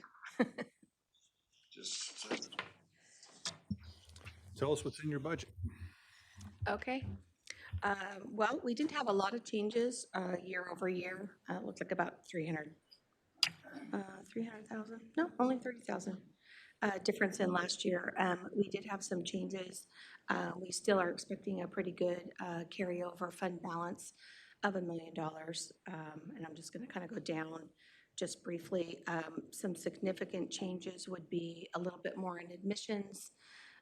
This year, we might see a little bit more. We're trying to change our fee structures, trying to alleviate some of the fees that our customers are paying So that will be a little bit of a change in our admission prices. Concessions was up over last year. We expect it will be up again this year. That is all of our beverage sales and any other merchandise that we might take on. At this time, we do not charge a percentage for our food vendors, which a lot of other fairgrounds does. It is something that we will look at for the future, but it takes a lot of auditing in order to do that, and you'd have to hire someone to come in and kind of start that process. But in order to keep our fees at a reasonable price, it could be something that we're looking at to gain extra revenue for the fair. Entertainment sales, almost all the way down on that page, is up just slightly over last year. And so pretty much the same there. I'll look at the state grants. We put in $250,000 for that. We expect that we may get some money from Business Oregon with all of the legislative bills that we have going for fairs right now, as well as emergency response and resiliency. We could be getting some grant money from that we can either apply for, or it would be actually one of our bills, 2304 in the House right now, is going to ask that we have lift the cap of our 1% of lottery. So if we are funded in that way and we don't have to revenue share with horse racing or anyone else, then we would expect that our increase, we'll be bringing in about $250,000 so a year. And at least we know that that would be good for the biennium until the next time something comes before the House or the Senate. So again, we don't count on that money coming, but it's in our budget in case I can spend it. Pretty much everything else is going to look the same. Our revenue is down a little bit in our rentals. Not really sure why. We do a pretty good job on advertising and keeping our buildings up. We are looking at doing some renovations for our buildings that we use the most often, some new paint, new chairs that I put in the budget, things like that. I do think that our Wi-Fi, our hardline internet system will need to be upgraded, probably not this coming year, but the year after, because we just don't have what people want. We don't have AV facilities. We don't have good connectivity. And we do find that some of our smaller buildings, people are looking elsewhere. They'll be looking towards the college coming up with the new renovation and having their, rooms available because they're all going to be state of the art. So we are thinking about it, not for this budget, but we are looking at it. And that's where we do have some of our funds that are being set aside for both technology and for our infrastructure in a building fund that is non-TLT related. Those are really the only significant changes, I would say. We added in our materials and services for the fairgrounds for our off-season. We added some in our non-capital equipment, which is what I just explained. We're getting new chairs, new things that are going to help people rent our facilities and have a better feel of it. Our printing and advertising is up. I actually kind of split that in my own line items personally, because our advertising is different than our printing expenses. But we added just a little bit of money there. We did bring on contracted services. We brought on a marketing company who is helping bring the fairgrounds into a more of a professional and all-encompassing way that we can do business and do advertising. They're helping us with our website, which is also reflected in this budget. They're giving us and building us templates and tools that we'll be able to use once they're gone, and I won't have to hire someone to actually do that. We would be able to do that within our office, so that would be good. And I think those are the significant changes. Obviously, cost of utilities, cost of insurance, and employee benefits and things like that are all incorporated. We added one part-time summer, I guess you would call it, just a part-time employee to help our fair board and my one maintenance person with projects. And that's what they're designed to do, is just to help with projects. They're not going to work on the grounds all the time, but they're going to be the assigned person when we've got something that needs to be done. They'll have somebody who's dedicated to get those projects finished. That's fine, yes. Can you give us some ideas of what's in miscellaneous revenue? Sure. And would that be our off-season or in the fair or both? Fair. In the fair? Sure, let me take a look at that. I may not have a breakdown, but I think I can tell you pretty much. Few examples. Yes, so in miscellaneous, we would have things like our Pig and Ford merchandise that we sell, things that are like that. We've got some miscellaneous sponsorships that they don't really incorporate into some of our big entertainment sales. Excuse me. Anything else that you can think? Sometimes we have a few donations that come in. We've got some special awards that people sponsor, and it's really miscellaneous income because it's a pass-through. We don't take any money from that. And there could be a few other items that are just thrown into that miscellaneous category. I personally have sold $58,000 worth of pig and I sold that.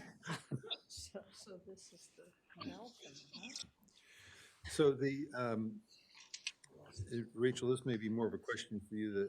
The transfer from TLT facilities for 250,000, is this a one-off or is this going to be every year now? Yeah, this is one of the annual allocations that I spoke about. Right.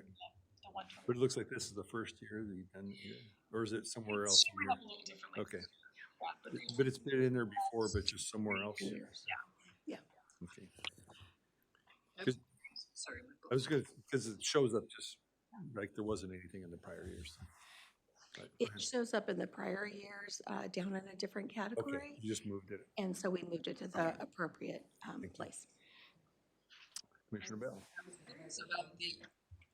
Thank you. I was curious about the increase in concessions and if that coincided with alcohol and people drinking alcohol as they move around the fair when we moved it out of the beer garden. Yes and no. Yes, it does have to do with the consumption of alcohol as well as non-alcoholic and any other products that that company sells. We went with a new company this year, and they did a much better job of having products available. They did a better job of spreading out over the grounds. And the reasoning, if you don't know that, the reason we went to just walk around alcohol was actually to be a little bit more family friendly so that they're not congregated in one spot and the kids are standing around outside waiting for their parents to kind of come back and join them in the rest of the fair. And we kind of took a survey over all of the fairs in the state, and about 85 to 90% have walk around alcohol, including the state fair. And we had less problems with security issues. We had less problems with minors drinking because everybody was watching. And so it just made a better atmosphere where people could just wander around like you're at home in your backyard having a barbecue.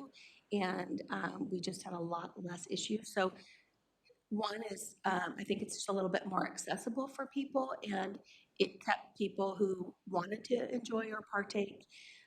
They didn't want to go to the beer garden atmosphere. And so we have a little bit of both. We still have a little congregating area, but the rest of the time you just walk up, get what you need, and go about your business and look at things. Thank you. I agree. I also think it was successful. What I noticed was the change from the beer garden, which was like party garden, to just a more mellow, people are just wandering around doing whatever they want. So I'm glad it was also financially successful. It was, and we're looking forward to that again this year. Can you talk a little bit about what your capital expenditures will be this year? I know you've got a number of projects out there, and it looked like you had buildings and improvements for 750,000. Curious. Yes, we do. And a couple of those are going to be carryovers from this year. If we have an opportunity to spend some of the money that was allocated this year, I will, which means that it will be less next year. But again, not counting my eggs before they hatch, we may not be able to get to that project. So in the capital expense, we've got the sewer water infiltration and courtyard. And that's been an ongoing issue that we've had with the city of Tillamook, where our stormwater and gutters are all running and connected into the sewer system, which is over inundating their system. So we have an MOU with them, which has now passed time that we should have had this taken care of. We've been working on it every year. We were waiting for the FEMA project because that's where we were going to connect our stormwater to. Working with Public Works, working with a couple of people who we've gotten in touch with for consulting on what to do about this project. We're hoping, again, if I can start working on it this year, we will. Otherwise, it'll be tied in to the following year. It actually takes into a lot more consideration that I may have to dig up my entire courtyard to figure out where those drainage systems actually are running to and where they're collecting from. So it's a little bit higher level, but we're hoping to be able to tackle that. And then the other one is our West Power field lighting. We're kind of still in the process of doing TLT work with that. That came from the county. We did most of our West Power this year. We still have a little bit left over in our lighting. And we're working with the same consultant, just renewed their agreement. And we are going to get a plan on what that's going to look like. We may not have enough to buy all of the poles and the lights and get them installed, but we do have enough to do the plan and then move forward with that. That's pretty much our big ones are the West Power, the infiltration. We've put some money in here for the dome, our main dome building. That one is, again, working with somebody who can come out and take a look at the structural engineering of that building because it definitely needs some renovation, but without having an assessment, which we had in 2016 on our strategic master plan, we knew that we had deficiencies then.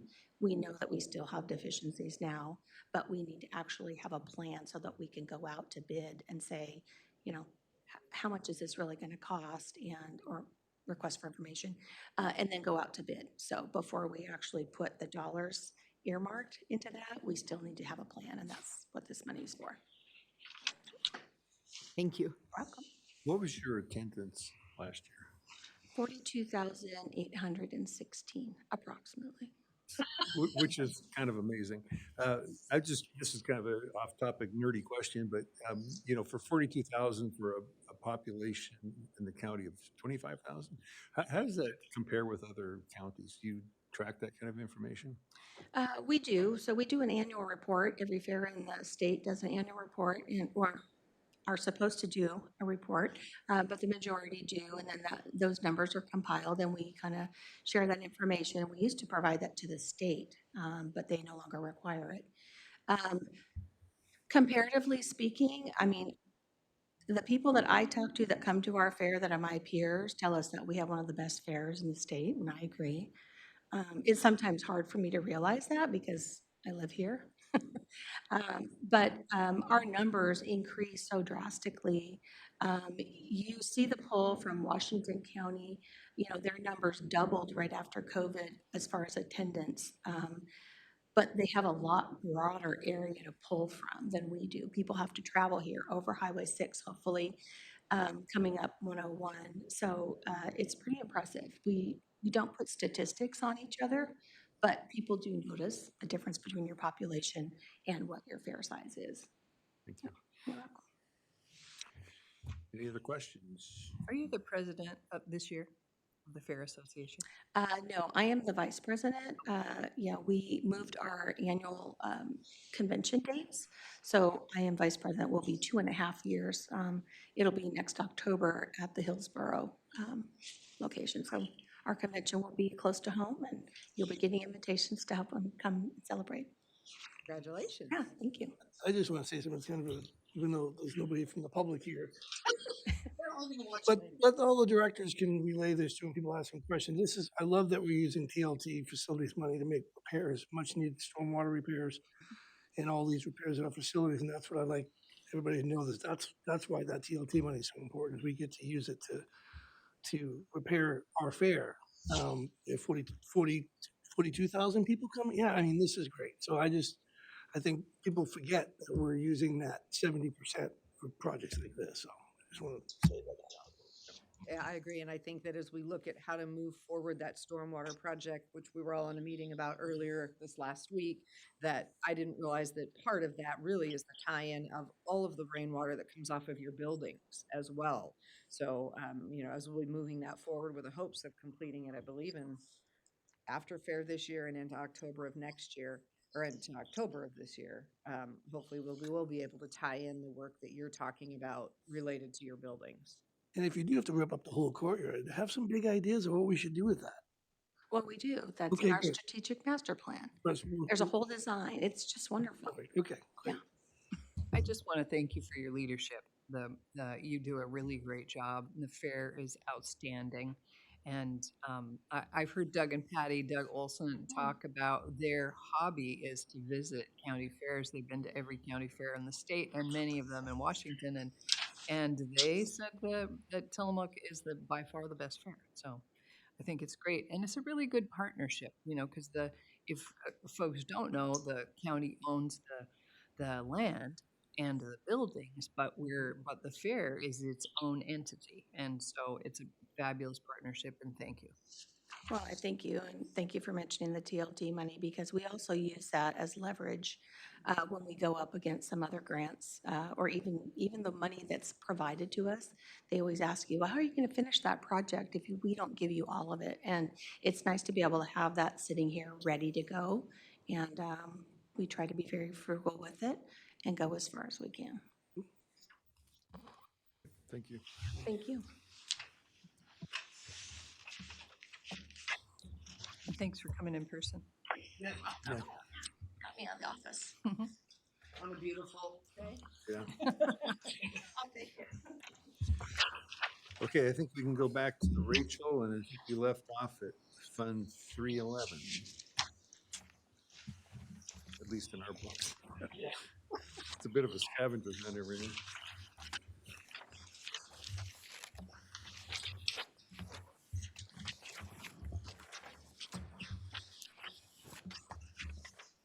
It's to keep everyone awake. Is it my turn now? Almost, Kevin. Okay, We're rearranging everything, Kevin, just to keep it exciting. all right, thanks. But stand by, The BOC. stand by. It's after the fair.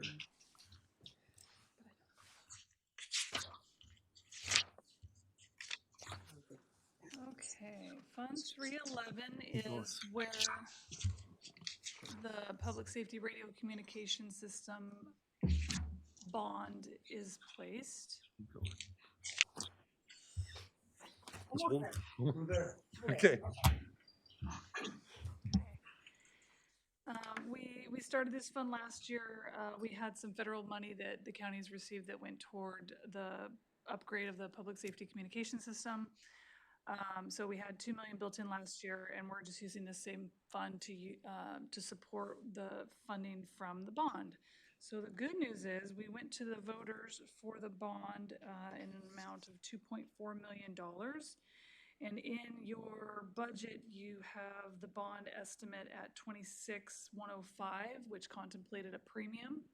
We received that from council, what that may be for budgeting purposes. And then the bond sold last week, 2 weeks ago. 2 weeks ago, for even higher. So the radio bond has sold with a premium for a total revenues received $26,761,896. So we have a little extra money for contingency with the project, but that is built into here. So where we are in the process is we have an RFP that is ready to go, should be out advertised in the next month to hire the design build vendor for the system. And then hoping to have on contract by probably late summer, with a 26, 27 construction build.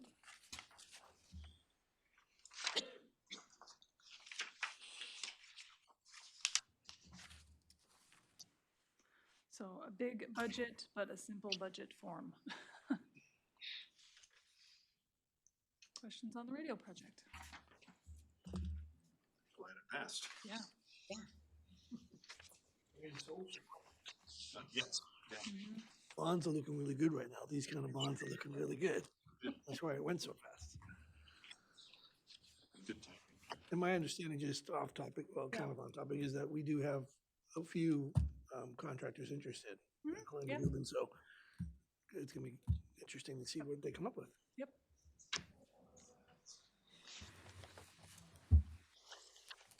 Any other questions on the radio? Okay. Moving on, broadband, 312. Budget looks the same as last year. We have received 2 pots of money from the federal government totaling about $4 million, none of which we have in hand. And this is from several appropriations ago.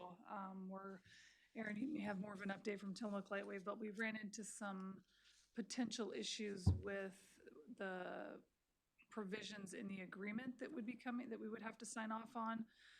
Several concerns. At one point, the board passed a letter to send back saying we didn't want the money. We couldn't accommodate those strings.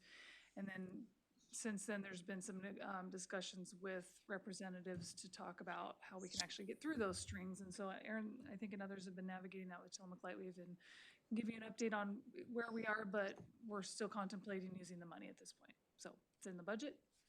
Commissioner Yeah, Starr? yeah, and so at this point, we went back to our contractor at Tillamook Lightwave, who was walking us through the process of getting all the information to the federal government that is needed. And so we have handed over all of that information, and we are waiting for environmental review through USDA Rural. That would then lead to the actual contract being signed. So we are in a holding pattern, and unfortunately, there's no timeline available, as with most things related to federal right now. So it is moving forward, and we are hopeful that in this coming year, we will be able to receive the funds and utilize the funds to actually build broadband out on Highway 22. So fingers crossed. Okay. No questions, I guess. All right, keep going. 100, finally. Yeah. We have circled back around. We've circled back around to 100. 100. Which is almost the end.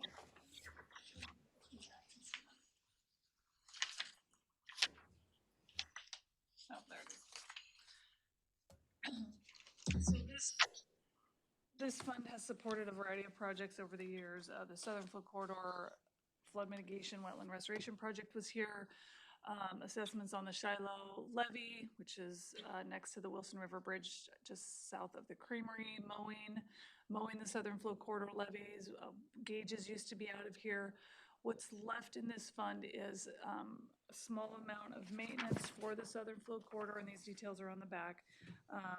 So our annual mowing of the Southern Flow Corridor, we are not mowing actually I gotta change that. And mowing of the Shiloh Levee. We have under revenues, we've received 2 grants, one from the state legislature through an appropriation and one through Business Oregon through through the state special public works fund. The Biz Oregon, the non-pending one, has a balance of $187,000. That was a larger grant, but we've been spending on that with the design work for the Shiloh Levee improvements. And then the rest is going to construction, which is now slated for next summer. So if we were thinking it was this summer, it's actually getting pushed to next summer.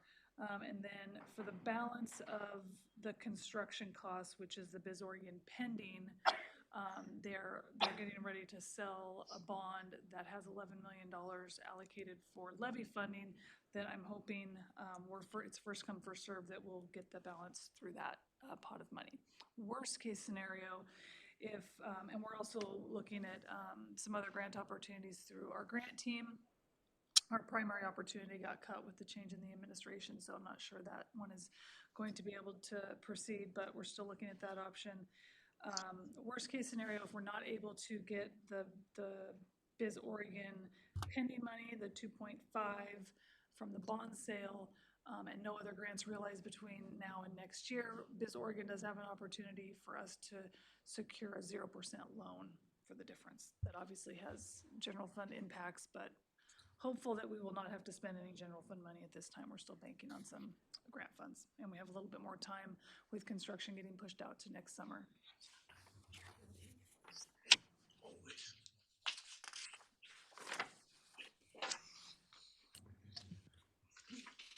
Questions? Okay. Fund 010, Shouldn't take long. Mental health services. Pass-through funding. Will that be in the pass-through funding conversation or is this a different pass-through? Oh, okay.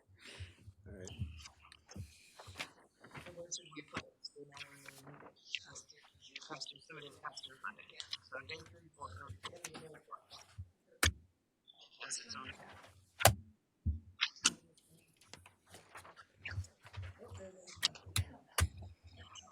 Where's the, And pass-through, where's that at? right here. Down the road. Here? Oh, there it is. Okay, thank you.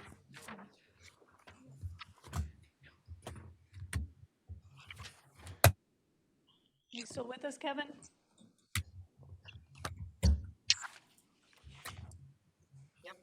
Yes, I am. Is it my turn? We are- Okay, let me see. Yeah, we're pulling the budget up and we'll be ready in a second. Okay, Y'all ready? Okay. Okay, go ahead, Kevin. okay. What I have is a kind of a, compared to everybody else, kind of a quick and easy. Oh, first off, I'd like to apologize for the noise earlier that disrupted the proceedings. Too many contractors at one time and too little Kevin to go around. So apologies on that. But getting back to my part of the budget, not a lot has changed since last year. I do have several that I just, because of the decrease or increase, I'd like to go over briefly and then answer any questions that you might have. The first one is my office supplies. That's increased to $1,100 compared to $250 last year. That's just because we're getting some new office chairs and a couple new computer stands, that sort of thing. So there's the increase for that line item. The next one of any significance is on the training, travel training. Last year, it's a decrease of $1,400. Last year, I did the NACO Leadership Academy, and this year, the only thing I'm really going to is the Facilities Expo coming up here in May. So that's the result of that decrease. My contracted services went from $12,000 to $8,200. That's a $3,800 difference. And it's just that just looking into things and what I have forecasted for this year, figured we could drop that down to $8,200 and still have enough to, continue with the private services. Everything else up until heating fuels remains the same.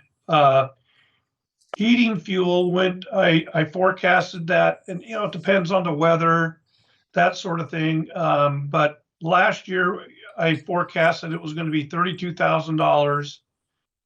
And this year, just based on what we had left over last year and the warming climate and that sort of thing, I agreed to drop it down by $7,000, and we still should be fine. I've been pretty accurate with this calculation for almost 10 years now, so I feel pretty confident that we should be fine with the $25,000 for the heating fuel.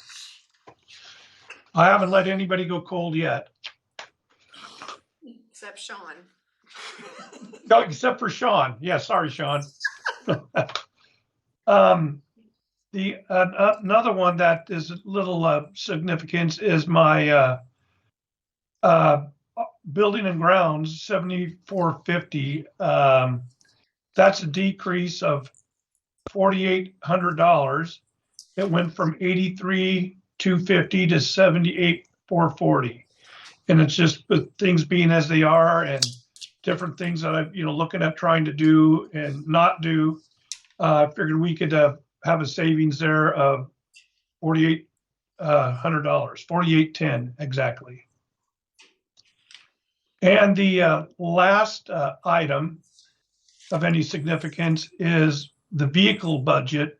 And last year it was $4,400.50, and that's because I needed to get some maintenance on the truck, tune up, et cetera, et cetera. And unless something drastic happens, which I don't see it being the case, I felt confident that we could drop it down to $2,200. And that's really about the size of my my part of the budget. Any questions? Did I go over anything too quickly or further explanation? I also wanted to add to, this is the facilities budget where the code enforcement officer Yes. position and the property manager position is. So at the top, you see the transfer from Fund 111, the 235,235 from TLT.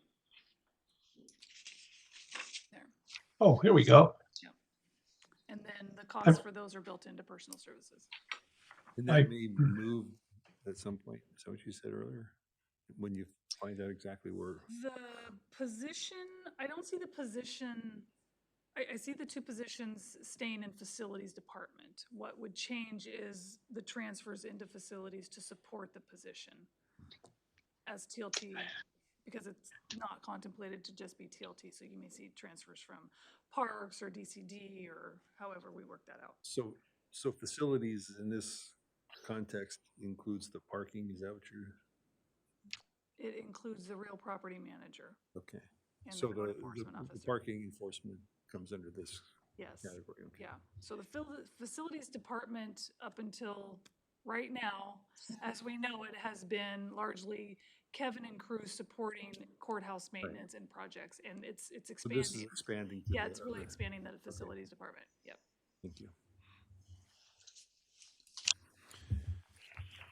Ken, MJ, any questions? Good, thanks. Any Kevin, questions? I just want to thank you, Kevin, for your work in general all year long and for your work on this and for thoughtfully reducing your budget. Thank you. Thank you. That's always nice to hear. I appreciate it. Yeah, thanks for the hard work and thanks for putting my desk together. You're welcome. Whenever you're ready to have that moved, we're ready to do it. We'll get on that. And Mike, just back to you, to the point about that code enforcement, for example, when solid waste comes in, they have $15,000 set aside for code enforcement stuff, which would then be transferred in for the work that they would do. So, anyway. All right. Okay. Oh, I have one more thing. I want to thank you, Kevin, also for your team. And you guys may not know this, the budget committee may not know how much furniture you get reused and recycled. They have like it's like a little swap meet in the basement. If someone gets rid of a desk, they advertise it, and it's gone in like, I don't know. How fast do you get rid of stuff down there? It depends. A lot of the stuff that we get from other departments is, by the time it gets to us, it's not in the greatest condition. But I try to get a pretty accurate assessment of it and, try to word it just right to entice people to come and take it. But usually I would say it's about a week, and I've seen a lot of those chairs and desks over at the Public Works. Chris really likes that stuff. There's a lot of things that go to the solid waste department. Anyways, I do want to thank you for that, because that's just a great use of recycling. And then that's less money in those other budgets looking for chairs and tables and stuff like that. So yeah, it's just being creative. I love that. Thank you. every little bit helps for sure. Thanks. Yeah, thank you. Thank you. Thank you. Okay, so I guess we have a couple of options here. Is there any way we can get parks and juvenile and justice moved up? So I emailed, Juvenile's going to be unable to make it. He didn't realize he had a conflict. He's actually out in Hillsborough right now. I emailed Dan and Linda at the parks and Ryan and Jackie and Justice Court to move them up to start at 1. As Kevin was saying, we do have some contractors and they're going to be drilling from 12 to 1. The luncheons are being picked up till 11:30. So we still have building improvement to talk about, right? And Well, Is that the only one we still have left? We'll start on the master funding if you want. sure. Let's do that. After building improvement. Yes, want to do building improvement first and then, since we're there. Count 31301.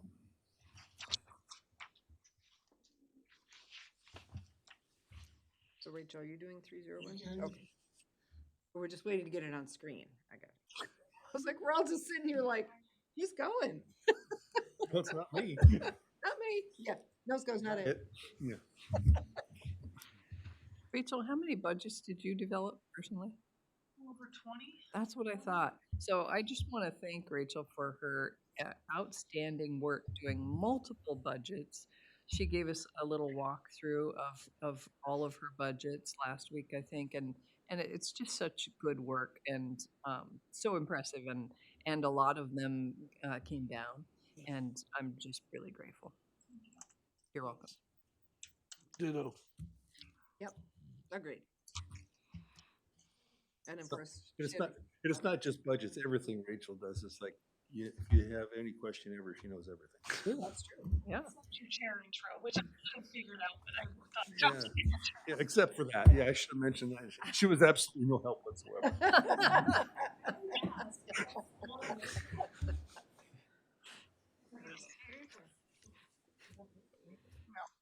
I heard this email earlier. Okay, so 301 Building Improvement Fund has traditionally been projects for the courthouse. Last year, we had a lot of detail here about the McKinstry Facilities Condition Assessment, and we talked about all the things we need to do, which basically meant all the money we don't have. And I put forth a really big request, which I knew was going to get cut, but felt like I had to put it before you to show what we need to do. There was, so we only received a transfer of 150 last year. So we had a beginning fund balance of 1.6 projected, and I think I asked for a couple of $1 million last year, but all the fund received was 150 transfer. So, you know, we had a good budget to start with, but it wasn't going to make a dent in the larger projects that we needed to do our facilities condition assessment. So we did accomplish a lot of things, though. I wanted to show what we have accomplished. And column C and column D show the Building Improvement Fund, Fund 301, and the ARPA Fund 196. So we had ARPA backfill a lot of projects for us. This was a good opportunity. So the clerk's office got top to bottom repaints. The replacements that were issued with all of them signed the courthouse. Those were all new. That was expensive. The DA, so we completed the main district attorney's office renovation, but they also had two smaller offices next to justice court that with some shuffling around they had to do. There needed to be some minor improvements there, mostly paint and carpet. Refinishing floors. I talked about the roof last time. $1 million repair. It's all leaking, and we had, I think, 50,000 last year. We used ARPA money to hire a consultant to help facilitate what the county needs in getting our roofs repaired. So basically, they are coordinating, if you will, with the last roofing contractor to help enforce our contracts. And so that's a process that's in play. There's no request for roof repair in any of the budgets this year. We're hoping that that's going to get solved through other means. And I'll just leave it at that. We use a little ARPA money to help to pay for that consultant. We just completed upgrading all of the lighting in the courthouse to LED. That was paid with ARPA. And we're going through, I think, the rebate process. Elevator upgrades, we have a contract for that. End of May, early June, we'll be here for about a week, 4 days. The elevator will not be in operation, so we're looking at some contingency plans, scheduling, public noticing, all of that. A large upgrade to the elevator. Courthouse space assessment. This is essentially what has evolved out of annex BLM building. What are we going to do? We still have a problem. How are we going to solve it? We hired DLR Group, which is, which is a consulting firm that we've used for several components of exploring how to proceed with courthouse security and space issues. They were on board for the prior annex, BLM building, and we brought them in last month, and they did interviews with every department in the courthouse to find out how their office works, what they need for space, operations, workflow, what other departments do they work with in the courthouse, etc. And they are doing analysis right now to try to give us some solutions on what to do. It may be, you have space here, you just need to utilize every nook and cranny. There's a lot of nook and crannies that you really started blowing out all of the walls, lots of scanning projects, etc. Maybe we have enough room here. Don't know yet. We're looking at it. If we don't have enough space, how much space do we need, and who's going to be in that space? So, looking at some options there. Maybe we just need a little. That's underway. Just a little bit. So from the McKinstry Facilities Commission report, which was countywide, that was a high overview of all the facilities and deferred maintenance. The McKinstry Technical Energy Audit Performance Development Plan takes that body of work and starts identifying specific projects and potential for energy rebate. So it takes it to the next level. So while we didn't implement any of the actual projects in that report, we've executed this contract with McKinstry, phase 2 contract with McKinstry, using ARPA money to help develop projects. Let's see, the jail generator that is funded out of building and permit fund. We usually don't have funds in here to support that, but given that we had not completed any large ticket items in here, I thought it was appropriate to pay for that here. That's under contract and will be happening soon. The conversion HR treasurer badge for remote lock, that's the noise you were hearing this morning for the card lock installation, that security to the HR and treasurer's office. And scroll down a little bit, see if there's anything noteworthy. So we did do a lot. We didn't do sorry. I have to start over. Thank you. So we did do a lot. There wasn't $1 million project in here, but all of these projects have value, and we were able to make use of the funding we did have. Because we didn't have large tickets, though. Debbie, can you hit the TV remote?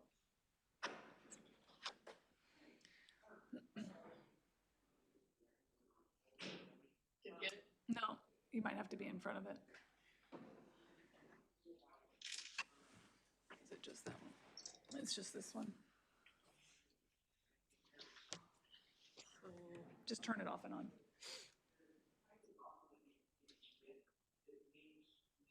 Thank you. So because we didn't have a huge projects, we have a nice carryover that we actually need going into this fiscal year and potentially beyond.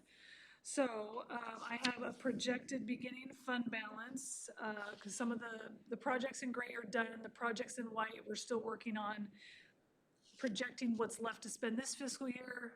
I have a projected beginning fund balance of about $1.3 million. And then I'll go to the budget sheet.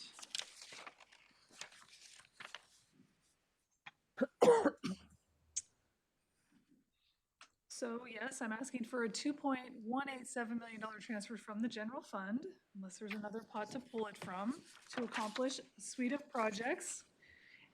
And I have not a lot of confidence that that transfer is going to happen, but I have to start somewhere, right? So scroll to the bottom where it has the project list. So here's some of the proposed projects, again, pending the outcome of McKinstry's project development and the costs that because the costs that we're going off of here are a couple years old at this point, and they don't contemplate grants and they don't contemplate energy savings to offset those costs. So just taking them off the top, we have some of our standard, hallway refinishing, striping, etc. A placeholder for the space assessment implementation. I don't know what that's going to yield. It's going to yield something. I don't know what the board's going to want to do, but there will be a need for extensive remodeling, seismic improvements, ADA, new building, all of the above. It's not $100,000, this is just a placeholder. And that's one of the items that I actually have, you see I have the 301 and the 196 columns, that's contemplated to be funded out of ARPA. Contingency, a small contingency, because projects always come up throughout the fiscal year. And then the facilities condition recommendations, again, the original McKinstry report, original numbers from 23, so these are older numbers, but they're working on updating them. The biggest ticket here is the HVAC, which is about $3 million. That is replacing current HVAC. That is not expanding HVAC into areas we don't currently have, and there are many areas in the courthouse that don't have it. So that's just starting with that. It could be phased. We could do $1 million in the first year, this coming fiscal year, and more going forward. But those are some deferred maintenance projects that need to be done, and they just keep getting pushed out. So any fund transfer from the general fund would help keep these projects going. And a lot more will be needed depending on the space assessment recommendations. I just don't know what those are now. You don't know what those are? No, I mean, we're talking millions, whether it's a building or renovations, it's gonna be millions of dollars. The ADA access was $500,000 5 years ago. Yeah, and I get the realities of all this, but just because this consistently gets moved further and further down the road doesn't mean the problem isn't real, and I don't know what the eventual solution is, but something has to happen because, I just see this, it keeps getting moved one year, and eventually it's going to proverbial cave in. Yeah. And it's just unfortunate, but it's also the reality. But I just bring that up every time because just because it's something that can be deferred doesn't mean it should always be deferred. Yeah, I agree. I think realistically, we need to get through our wage study, compensation wage study, and I think those decisions need to get made. And then as we're going through the Tiberius work and thinking about our larger funding strategy and how we're going to proceed with what revenues we may get, fees, areas that we can reduce, and really develop a maintenance strategy for our buildings. And it may contemplate loans, but we can't, because we're through 2 or 3 years now already, and the cost just keeps going up. Right, and at some point, the HVAC's going to quit. Yeah. Right, that's what I mean. And now everything's on lockdown until, yeah. Right, and so there will come a point where we are forced to make the repairs. So are you suggesting there's areas that people are working that don't have HVAC? Yes. No. Yeah, our old offices, there's a lot, our old offices, the district attorney's office, there's a lot of places that have circuit court, where there's air conditioning in the windows still. We have a whole closet full of air conditioning units that just get stored in a closet until summer comes. Then we just roll out the space heaters in winter? Basically, or sit around in blankets. That's why it's usually 85 degrees in our office, because we're down a concrete block. Yeah. And that's what we have, space heater. That's it. Yeah. And if you want to go, fire sprinklers, I don't think there's any in here. When the reno was done upstairs after the jail moved, that's one of the few areas that has fire sprinklers. There's some fundamental things with this building that are just not done.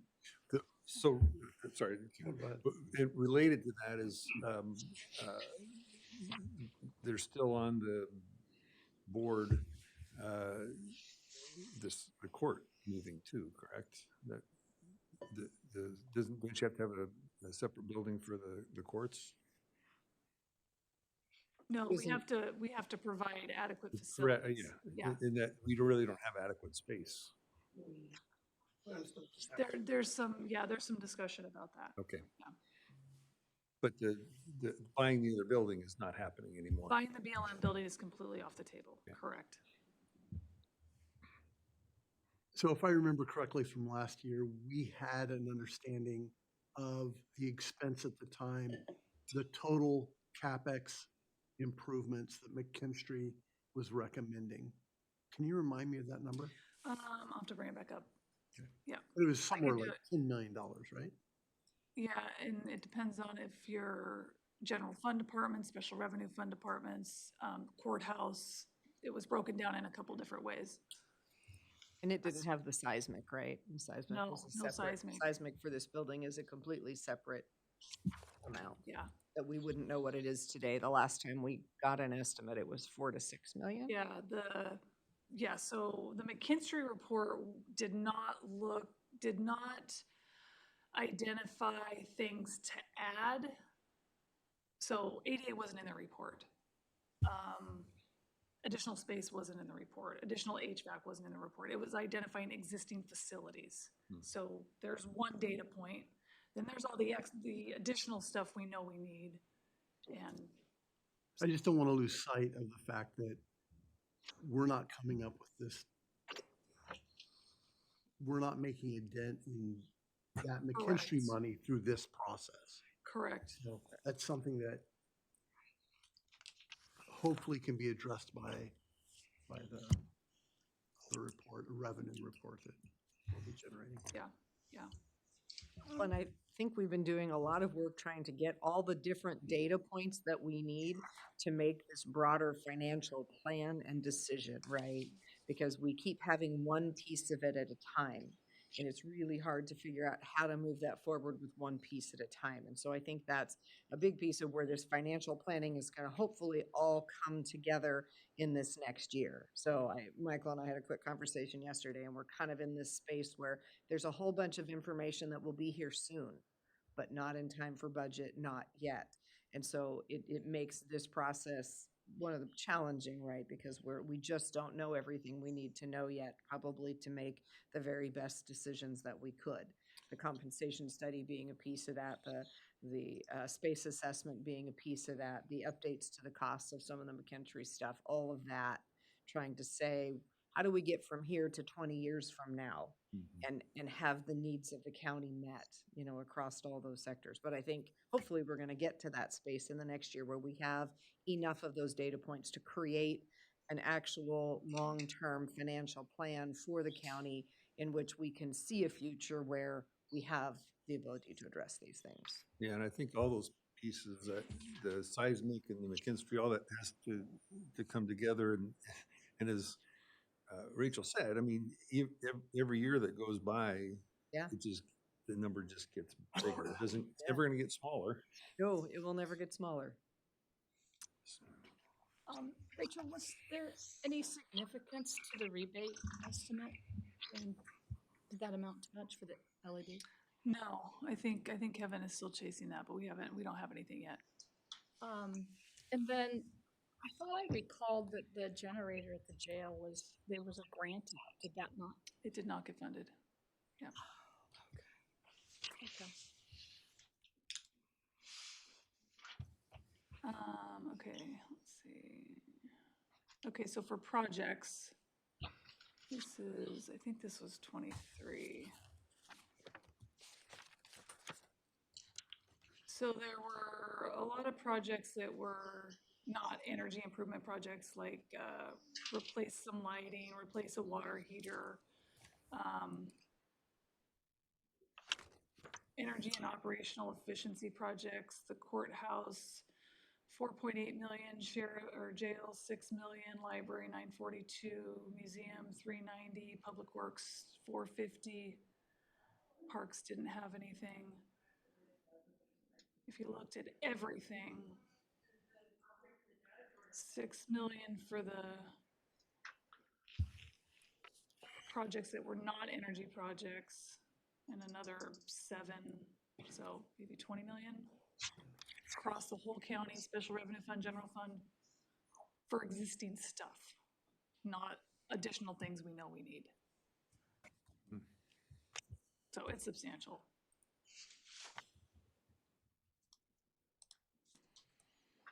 How old is this building? 1932. I'll let you do the math. I was going to say, I'm pulling out my doing math calculator. in public, right? 2020? 93. 93. Wow. So we could just about have a 100-year celebration of the building. Start planning for that now. Yeah. We could charge admission of Right. $20 million. $1 million, yeah, yeah. Do a garage sale or something. GoFundMe. Yeah, fund me, right. I don't know, Okay. bonds are a really good thing right now. Yeah. Well, thank you, Rachel. Well, should we just keep blasting through till noon? I see lunch has arrived. Oh, it has? It has. But they're gonna be hammering, when's, so, I'm sorry, did you say the parks and, I sent them an email to show up at 1, since they were gonna be Okay. down until 1, so we can either start on the pass-through. okay, let's do the pass through. Where's that? Here we go.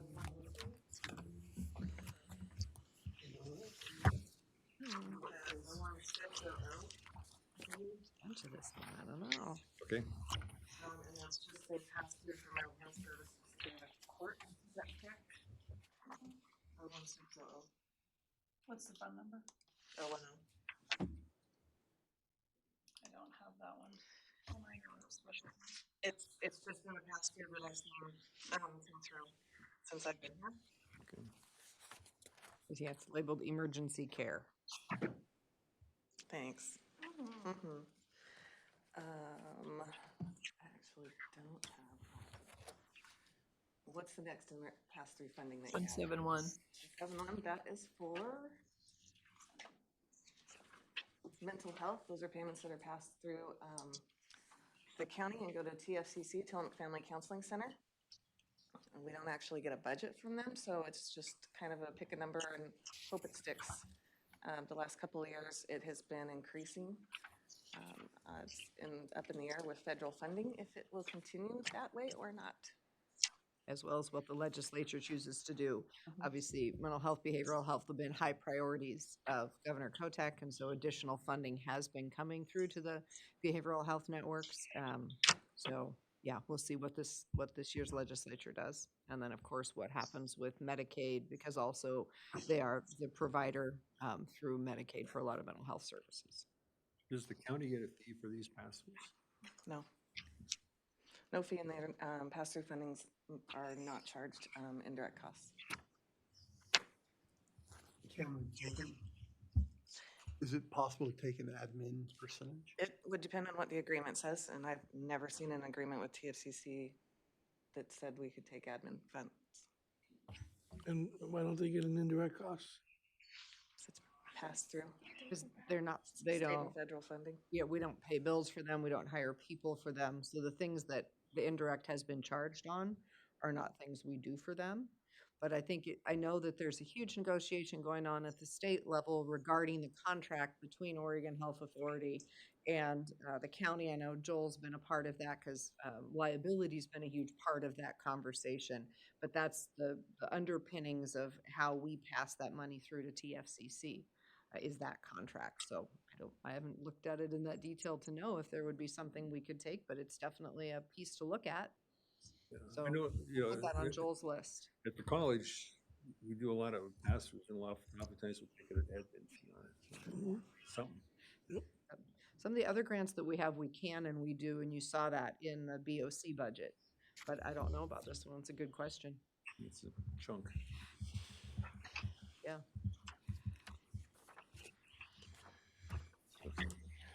173.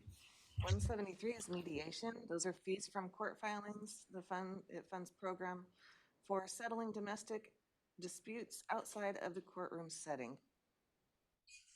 So again, just fees if they're received. It's kind of hit or miss if they are. And then pass through when they come through my office for payment. It is charged a indirect cost. It's fee-based. Okay, did that wrong. 174. National opioid settlement. This was passed through. We received it in the general fund first. We did a transfer. In this fiscal year, it is for the national opioid treatment.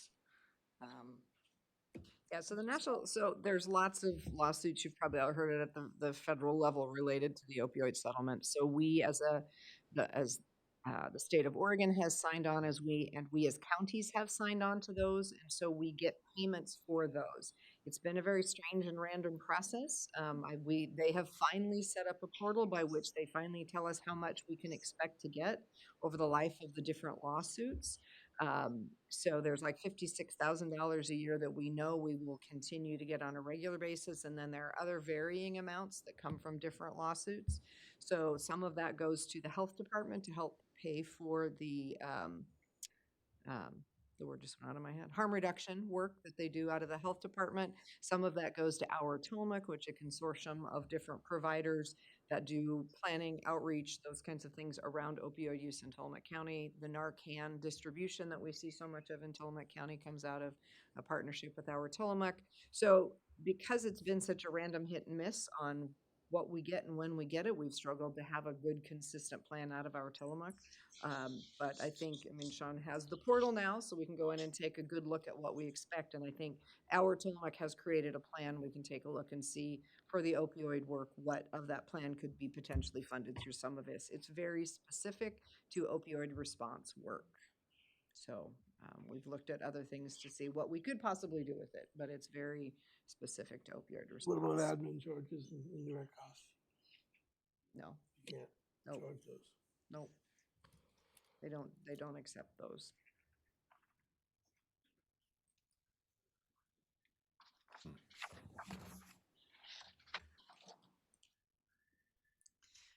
So is there criteria on what the money can be used for? There is, yes. So the things you listed is pretty much it, okay.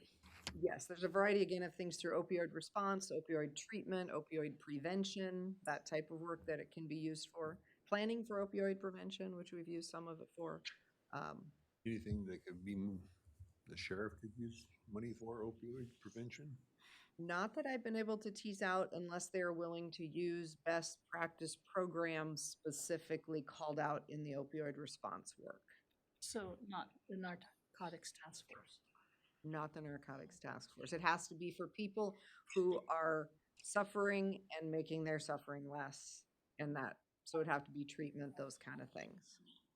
So it's Exhibit E, Paul. If you want to look for it, opioid, because they're we can absolutely look again, but in looking through it in my first go rounds, it was very clear that it is intended to provide that response for people who are struggling with and or prevention, et cetera, but not the other side of it. There is, like, the deflection could have been funded through that, I think, ultimately, if you use LEAD or other best practice programs. So they've made it pretty tight. Any more on that? 175. COSSUP, Comprehensive Opioid Stimulant and Substance Abuse Program. This accounts for funds received and passed through the Adventist Health in Tillamook. They have set up the program to use these funds. Yeah, this is funding Our Tillamook again. So the Our Tillamook group came together with a HRSA grant a few years ago. And as that HRSA grant was winding down, this grant was applied for to continue the work of Our Tillamook. And this was prior to having the opioid settlement funds. So this is I think it's a 3-year program with 5 years to spend it for COSIP. And it is, Adventist Health provides the leadership for it, but it will provide prevention curricula to the schools. It will provide peers to ride along with law enforcement, and it will provide, there's a couple other trainings and things it provides specifically for the community related to opioid. So we do get an admin fee on this one. And that's administered through Adventist? Through Adventist, yep. And it looks like there's a little less than 22,000 available to the general fund. Yes, so they give you a set administrative amount.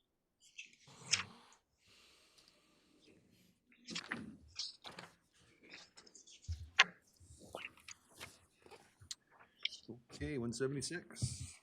Oops, 176 is the Homeless Connect. Were funds that were received by House Bill 4123 to help with our homeless problem within Tillamook, and I believe most of those funds are going to CARE. They are, so what was set up with that was something called the Homeless Action Network, as well as a 5-year plan to work on houselessness in Tillamook County, and these funds are for the implementation of that plan.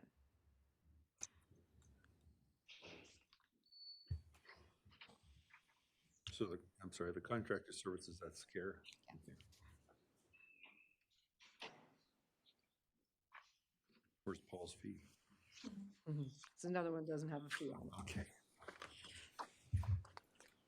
Questions on that one? 177. So this is the CJC Behavioral Health Deflection. It accounts for funds received for the agreement we have with the state. Grant focuses on officer-led intervention pathway and requires law enforcement and DA to agree on key points such as criteria for individuals going into deflection and definition for when charges are no longer held in abeyance due to individual falling out of the program. Did I read all that correctly? Do you want me to talk about that, or do you want to talk about You that? can talk about it. It's not required anymore to have law enforcement involved in it. Right. So this came out of the Measure 110 work that the legislature did, where they came back and said, we're going to add back some charges to drug possession, but what we want is every county to have an opportunity for people who have possession. We want them to have an opportunity for treatment or otherwise. They envisioned it being law enforcement-led deflection. As they have been working through this, including Tillamook County and other counties, it's become clear that that is not appropriate in all counties, and so now they have indicated that those funds can be used differently than that.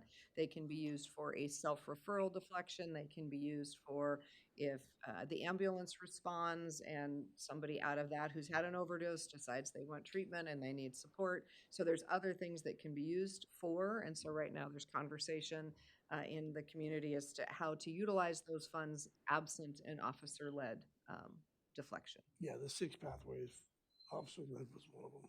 Yep. Yeah, so it was originally the state's vision that I think they've realized, well, I know they've realized because. In our case, our DA wasn't interested in participating, so then Right. we had to go the other way. Yep. So we're working on how else those funds can be beneficial in our community. Okay. 178. Sorry, 178 is the CJC Specialty Court, and it accounts for funds that we are receiving from the state again.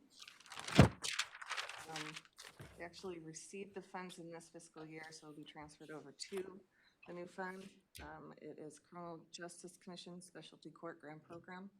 So this one's in partnership with Judge Trevino and her court. She's been working to set up a family treatment court, which is an opportunity for families who are at risk of losing their children or may be separated from their children based on their behavior to work together with the court to get the support they need to come back together as a family. So this is a new treatment court. We've had a behavioral health treatment court for a number of years now, and this would be year 2 of this one. It's just getting it feet under them and getting it set up, but it required that the county of Tillamook apply for the funding. The circuit court itself cannot apply for the funding. So we are the pass-through, and it does also provide an administrative amount. So is there any accountability mechanism for these pass-throughs? Is there, I'm sorry, what? Any accountability, like audits, or that the money got spent when it's supposed to? We have reporting. We do, I can't talk today. Reporting through portals such as Department of Justice, Just Grants, grants.gov. It all depends on who's sending you the money, where they want you to report the money. So I guess there is. So there is something that you see? Yes. Okay, got it, thanks. 179. CJC, jail-based medications. County agreement with the state until 2020. Do you want me to talk about that one too? Yeah, that's yours too. So this one is through the Criminal Justice Commission. It is specific to paying for opioid treatment medications for folks who are in the jail so that when they become incarcerated, they have the opportunity to begin medication-assisted treatment for opioids while they are incarcerated. And it also covers support for the transition out of incarceration into the community. And this is also being administered through Adventist Health because Adventist Health does the medical out at the jail. But again, it had to be applied for by the county. So Adventist Health administers the prescriptions? They do the medical services at the jail. I see Under Sheriff Kelly, or I don't know if you want to address that. We have a contract with, the jail has a contract with Adventist Health. We have a clinic out there technically. It's called Long Prairie Clinic. Okay. Okay. So it's natural for them to be the one kind of handling this one. And I think there's an administrative, And there's an administrative fee that we Yeah, also were able to take with that one. which we like, Michael. I'm with you. Okay, jumping numbers, 192. 192 accounts for the county school funds. We receipt the timber revenues, and there's a portion that's held back in every 6 months. In June and January, it's distributed to the schools. And that's just more of a pass-through based on the tax distribution I receive each year. I don't think we've actually highlighted all these pass-through funds that we've had before, but I don't think we've had as many. I was gonna say, I don't remember doing this all. Commissioner Scar. We didn't have as many. So one of the things that I started doing when I got here as a commissioner, of course, was looking for grants because that's kind of my background. And so there's a number of grants here that I thought looked like a good idea. And I think it's come to our attention that we have not had a system for pass-through, particularly at the county. So I think it's something else that as we look at the changes that we're making, central services, et cetera, taking a look at the pass-throughs with some intention to say, is this a good thing that we're doing? Is it cost-effective, efficient, and helpful? Or have we burdened ourselves with something that we really can't afford to do and or just isn't a fit for us? So I think this is a good opportunity for us to look at it all together. Some of these are required. The school, for example, this isn't a choice that we have, the county school fund, but the other grants that we have been through are choices that we had and that the commissioners have approved and made. But we've not, I don't think, ever looked at or thought about what's on the backside of them. So it's a good process to be looking at. And who's doing the work and Yeah. how much time it takes. Yep, 100%. You know, when we decided that we were going to do the grants company, which we've done for a couple of years now, trying to generate, again, more grant funding for the county. And I think that, you know, we've hit a point now where we can say there is an unofficial grants program, right? But should it be official or should it not be something we do? So it's a good opportunity for us to look at it. That's always the question I have is, there's lots of grants available, but you can do them, but should you? Right. Because it adds to everyone's workload and what's the benefit of it, et cetera. So Right. I think it's always good to ask those questions. 192 illustrates the decline in funding to schools, the decline in timber funding, which I'm pointing out, we're not responsible for school budgets, but it's as the schools show up on our ballot in May with bond measures, this helps explain what their situation is. If they're experiencing a precipitous decline in timber funding, just like we are. Yes, I was at a meeting yesterday about the Neocani school levy and how dramatically it's affecting them. And they're potentially, the levy doesn't pass, losing 20 individuals up there, which is not good. No. Okay. Oh, going back down again. 115. 115, that is just a pass-through ECP, building, planning, and sanitation. Those are fees that are collected over at DCD, and then they are passed on to the DEQ. Passed on to where? DEQ, Department of Environmental Quality. Okay. Again, not ones we get to choose if we want to or not. Certainly not ones we get anything from. No. Sarah's good at charging fees on the other end. This is something we can't charge an Yeah, she's additional good at- fee on. If it's available to charge, she's got her finger on the pulse. All right, 131. 131 is the vehicle reserve. That is the 2 remaining leases that we have on sheriff vehicles that we're paying, and this is the payments for next year.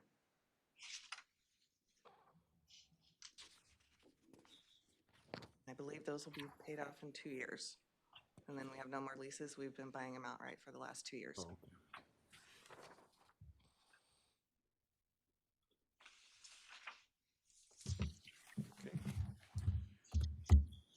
144.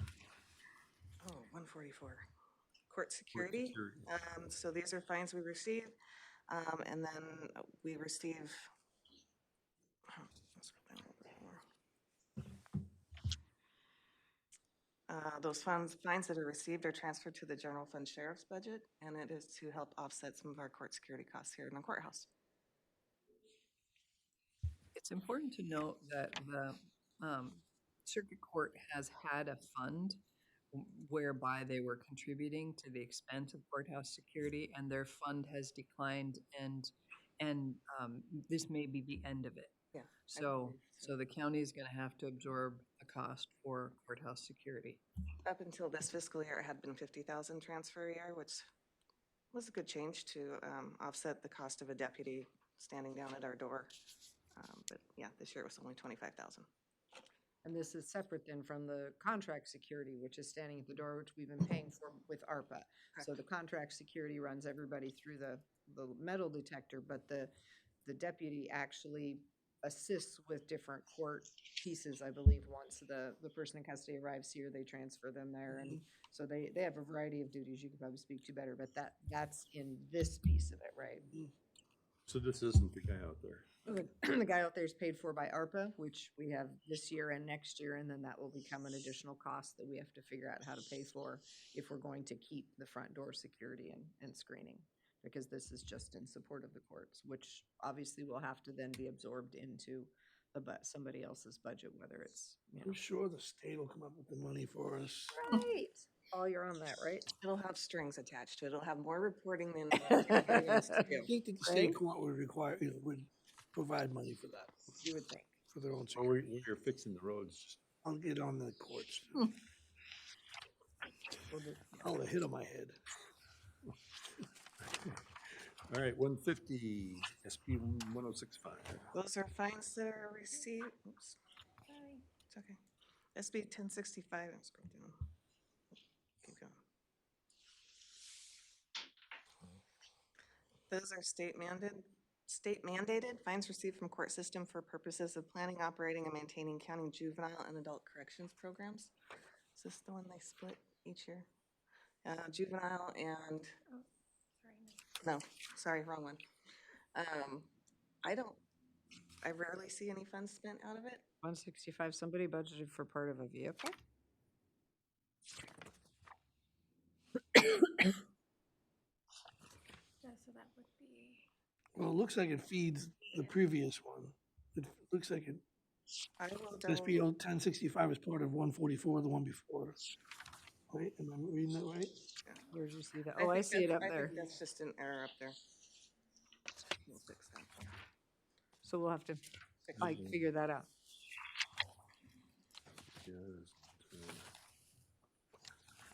And more? That was it for the book. That was it for the book. A lot of pass-through funding. A lot of pass-throughs. Yes. Okay, so I suggest we recess for lunch. You want to try to come back at 1? Are you still good for that, you think? I haven't heard back from anybody. Well, if not, we can start with the treasurer. That's true. I hear she's going to be here. Okay, so let's recess and reconvene at 1 p.m.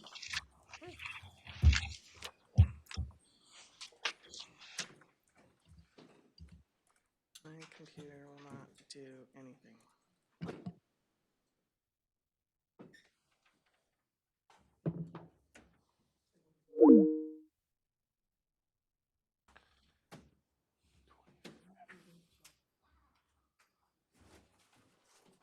Sorry, I stole a bag out of there already. You're starving. My low sugar was coming. I know, mine is too.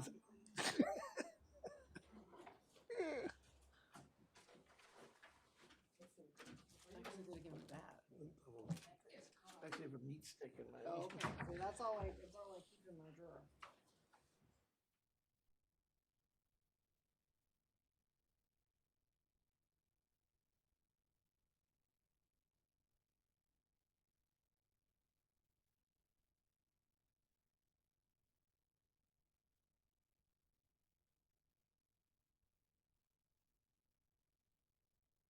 On 30 seconds or so. I wish we could just get them.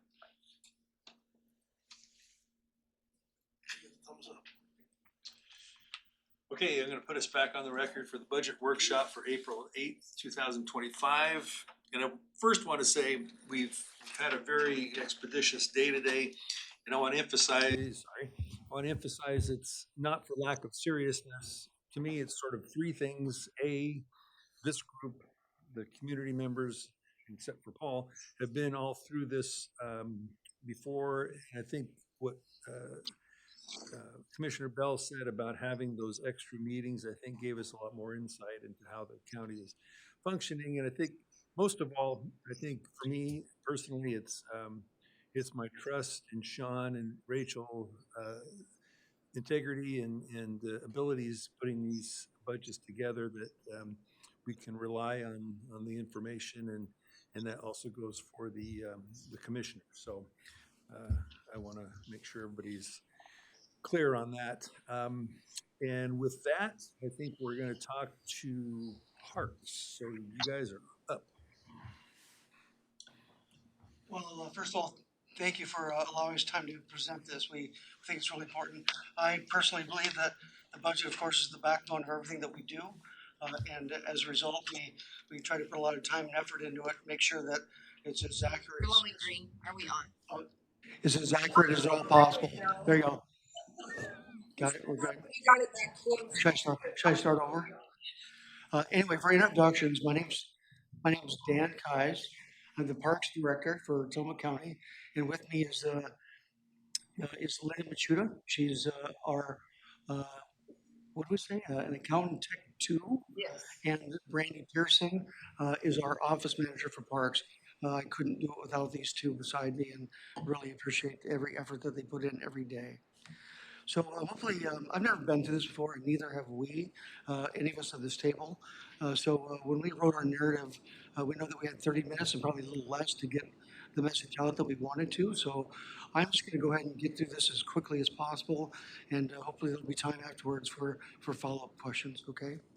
So during the brief time I've been employed for the county, I've come to understand the circumstances under which the current budget was developed. It occurred during a period of time when both the former director and the office manager were no longer employees of the county. There was not one existing staff member of whom had ever participated in the budget development process, and Commissioner Bell had graciously stepped forward as the interim director. As a result of extenuating circumstances, I've been informed on more than one occasion that the FY 24-25 Parks budget was an excellent example of a cut and paste format from the previous year. In addition, and to further skew the existing bottom line, there were two major events that occurred this last year, which included the hiring of over a half a dozen new full-time employees, and also moving away from the use of temporary employees to employees recruited and hired by the county. Line items impacted by these changes has led to an increase in indirect cost allocation, a decrease in part-time temporary wages, and an increase in skilled service maintenance expense. So accomplishments for 24-25, and I got to tell you, as we went through this and developed this, it was really, we did a lot more than I thought we did, which was fantastic. I would say this, is that much was accomplished during this last year to include a modest increase in camping fees, which have not been reviewed since 2018. The justification for the fee increase included a direct contribution to the general fund of $150,000, $25,000 in change toward the conversion of a coin-operated showers to timer switches, $12,000 in change to help offset increases in water rates, and another nearly $8,000 to go against increases in refuse management. We have managed to improve the traffic flow and customer check-in efficiency at the Barview Jetty Campground for an entry. We've installed reliable internet service at Trask Campground. We assumed operations of the Quanta parking lot. We developed fees and publicized rental information for the Bradley K. Webster Shelter at Barview Jetty Campground and have scheduled reservations for use of this facility. Took steps to move away from paper-based filing system to an electronic one. We replaced the roof on restroom number 3. We reinstalled 8 campsites at Barview Jetty that were removed during COVID. Purchased and installed what's called a ROC and a dump station control unit for Barview. The ROC essentially is a device where you can take your credit card up to. You can pay for fees like firewood, for extra tents at your site, parking, so on and so forth. And the whole point of that, which was great, was to reduce foot traffic at the fee collection station to further minimize the chaos that oftentimes was there. Park staff have also moved forward with regrouting shower areas in our public restroom facilities. We developed and initiated community work parties to help clean up both Trask and Barview Jetty prior to the season opening. We changed the annual pass from hanger type to a window sticker format. We developed and forwarded to Fish and Wildlife a proposed revision of the existing 1979 boat launch management agreement, and that is still a work in progress. We partnered with Oregon Parks and Forever to facilitate the Kids in Parks program. We worked closely with the Tillamook Coast Visitors Association in our participation of the Community Connections program. Parks was represented at the county fair this last year for the first time in years and perhaps ever. We chose not to use the South Fork Correctional Crew to conduct preseason cleanup for a variety of reasons. We worked with county legal and the commission to remove parks from the responsibilities and liability of one call. We worked with Global Grant Services on the following grant application submittals. The first one is a travel coordinator grant. That request amount is $150,000. The Marine Board Maintenance Assistance Program, we've asked for another $100,000. This was to help with the repaving of the Neatards Boat Basin parking lot. And then we're currently working on the local government grant, and that's for almost $40,000 to help with funding to construct a smaller fee collection station at Barview Jetty for an entry. So for FY 25-26, the budget development process for parks began in earnest in January after 6-month financials were released. We began with development of end-of-year projections and means of determining which line items were likely to go over and by how much, as well as which line items could be used to fill the gaps. Due to concerns related to the significant increase in full-time employee wages, I had asked at the time for staff to forego the purchase of major items until the review had been completed. Projections were developed using what had been expended to date, as well as the past 3 years of expenditures from January 1st to June 30th. Based on what we know about the operations and trends, we were able to come up with a realistic assessment of projections for end of year FY 24-25. Having these completed projections before receiving the budget development packets, we firmly believe we are in good shape and ready to move forward. The proposed budget for FY 25-26 was developed in what we believe is a thorough and methodical manner, which included nearly all members of the park leadership team. We have reason to believe this inclusive approach to the budget development process has resulted in a financial document for FY 25-26 that accurately reflects the true cost of conducting park operations and is very realistic as to what we actually think can be accomplished during the upcoming fiscal year. So goals for 25-26 include moving forward with professional redesign for Webb County Park Campground, contracting with the design team for the renovation of the existing feed booth and subsequent smaller feed booth at Barview Jetty to improve customer service and improve traffic safety, implementation of a new campground reservation system, revising the job description of courier to include parking enforcement responsibilities, improve our overall compliance with ADA standards and general accessibility, repave the Neatards Boat Basin, complete phase 1 of the Neatards Park Improvement Project, and begin to work with the existing citizen group on phase 2 after phase 1 is taken care of. We'll work with the Tillamook Disc Golf Course to explore the possibility of expansion of the existing course onto the parkland. Can somebody else take this? My voice just leaves in. We'll expand our public outreach through the use of social media and more assertive marketing campaigns. Purchase of one new replacement cleaning van and one used F-150 from the Sheriff's Department. Conduct annual repair and maintenance of nearly 700 picnic tables. Provide for continued staff training and skill enhancement. Provide for the marketing of 22 boat launch sites.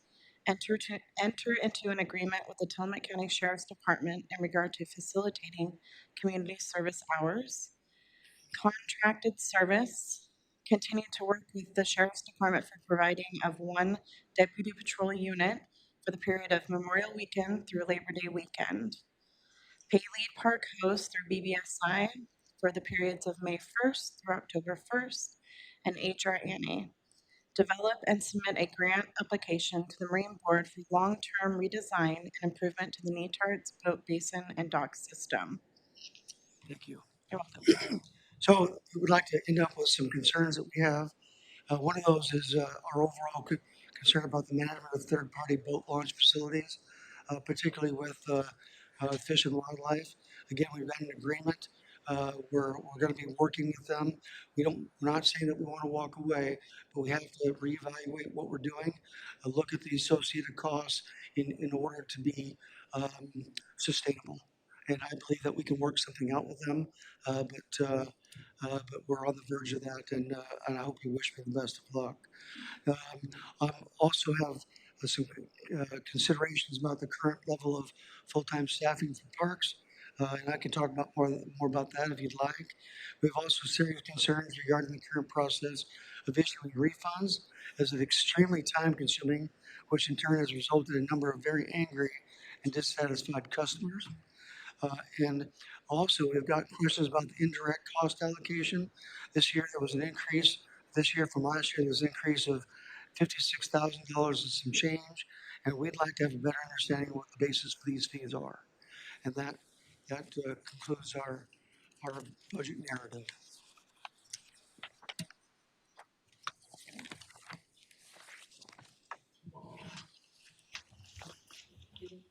You want to ask me about the changes that I've submitted the budget and then what we got wrong was different? Yeah, if we can, we have time for that. What we were talking about as far as like approaches, we didn't know how this was going to work out, but obviously we submitted something and we got something else back. And we'd like to know a little bit more about those changes and why they were how they were brought about. Yeah, thank you.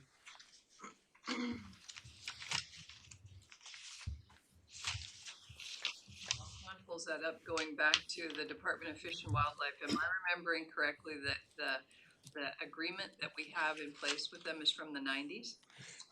Actually, 1979, and it had no end date, right? How much? Oh, Of course, they don't want to do any cost sharing since they haven't since 1979. Right. How much would you say it is to run those third-party programs a year? I think there's a note in your notes. 81,000. What was it, 181? 181,000. And that's for all of them, and not just the ones owned by Fish and Wildlife, right? That's all. So would there be a way, not necessarily for this meeting, but for the next one to break that out as a separate? We have that, and we can certainly bring that, yes. Yep. Because of our wonderful accounting system, we can run it by the individual facility. So, I guess one of the differences is you're probably looking at the indirect cost allocation. You lump together the 150,000 transfer to the sheriff's office and the 211, is that right? 211 that you're actually being charged for the indirect costs, which encompasses the treasurer's office, all the accounts payable we do, all the payroll we do, which you have increased your payroll, as opposed to being in contracted services. So there was addition to that. I have to keep them separated in GL codes on my end. So that's why what you got back separated out the indirect cost from the 150,000. Sure, okay. The biggest change was in the salaries. Because you're now paying salaried instead of contracted to BBSI. What we submitted as a budget, Dan had already increased them by 5% in anticipation of raises. And what we got back is increased even more, and we were wondering why the salaries were increased. So I pull from directly from ADP, plus any known vacant positions I know, and then I have a spreadsheet about this big that calculates everything across. I can take a look at it again and see what I sent to you, what you sent back. And Like almost 25,000, I think. it may have depended on when you hired people. That's the only change or update I could say, and I'll have to take a look at it. Sure. And again, we're asking primarily because for us, this is an education process. So we'd like to know more about how this works so that we can be better equipped next time we submit our grant or our budgets as well. So thank you. Just to be clear, we have new software for this, or is that using the old stuff or the new allocation, or? We used the old, we sent it off to MGT Burso. They ran it through their system and came back with the same thing. Okay. But there are items that we still are discussing with them because there should be some more added in there for a few funds, but I had no training, I have no manual on the old system on how to add them in. Sure. And then we've been playing email tag about when we can meet to go over that. Sure. So I think there's going to be a learning curve too with the new software too. Right, it's another cart ahead of the horse, where it would have been really nice if we'd been able to fully implement that new indirect cost system and really understand it prior to budget, but that isn't how the time clock ticked, so here we are. I have a question for, the retirement account shows an increase over last year of roughly $40,000. With the switch to PERS, I thought we've been seeing other retirements decline. They went from seasonal contracted employees, which were budgeted in 7105 GL code, to with them actually being employees. Okay, and so that would be? So that would be why there would be an increase in their retirement. The seasonal employees weren't eligible for. No, they were not actual county employees. These are county employees, so they're eligible for benefits. An increase of over 20% in bank fees seemed a bit much for me. It went from roughly 42,000 last year to 52,000 in the requested budget. And I think we are seeing an increase because it increased in use of credit cards. Well, if you look at the actuals, it was 55,000 and 64,000, and last year it was 41.8 as an estimate. This year it's 52, but we were seeing it growing in the last 2 years for which we have complete actuals. It could also be the kiosk, you're using kiosks, which are also, they charge a fee, correct? There you go. Yeah. Right. So the addition of these new electronic kiosks is gonna, the banks are gonna get us more on that. So there's a fee associated with the kiosk itself. Well, any credit card, anytime you use a credit card, there's a 3%, usually a 3%. Okay, so it's just the credit card fee. Yeah, Okay. and just remind this, they are a special fund too. The Parks Department's still Elevon, we're still through Elevon processing.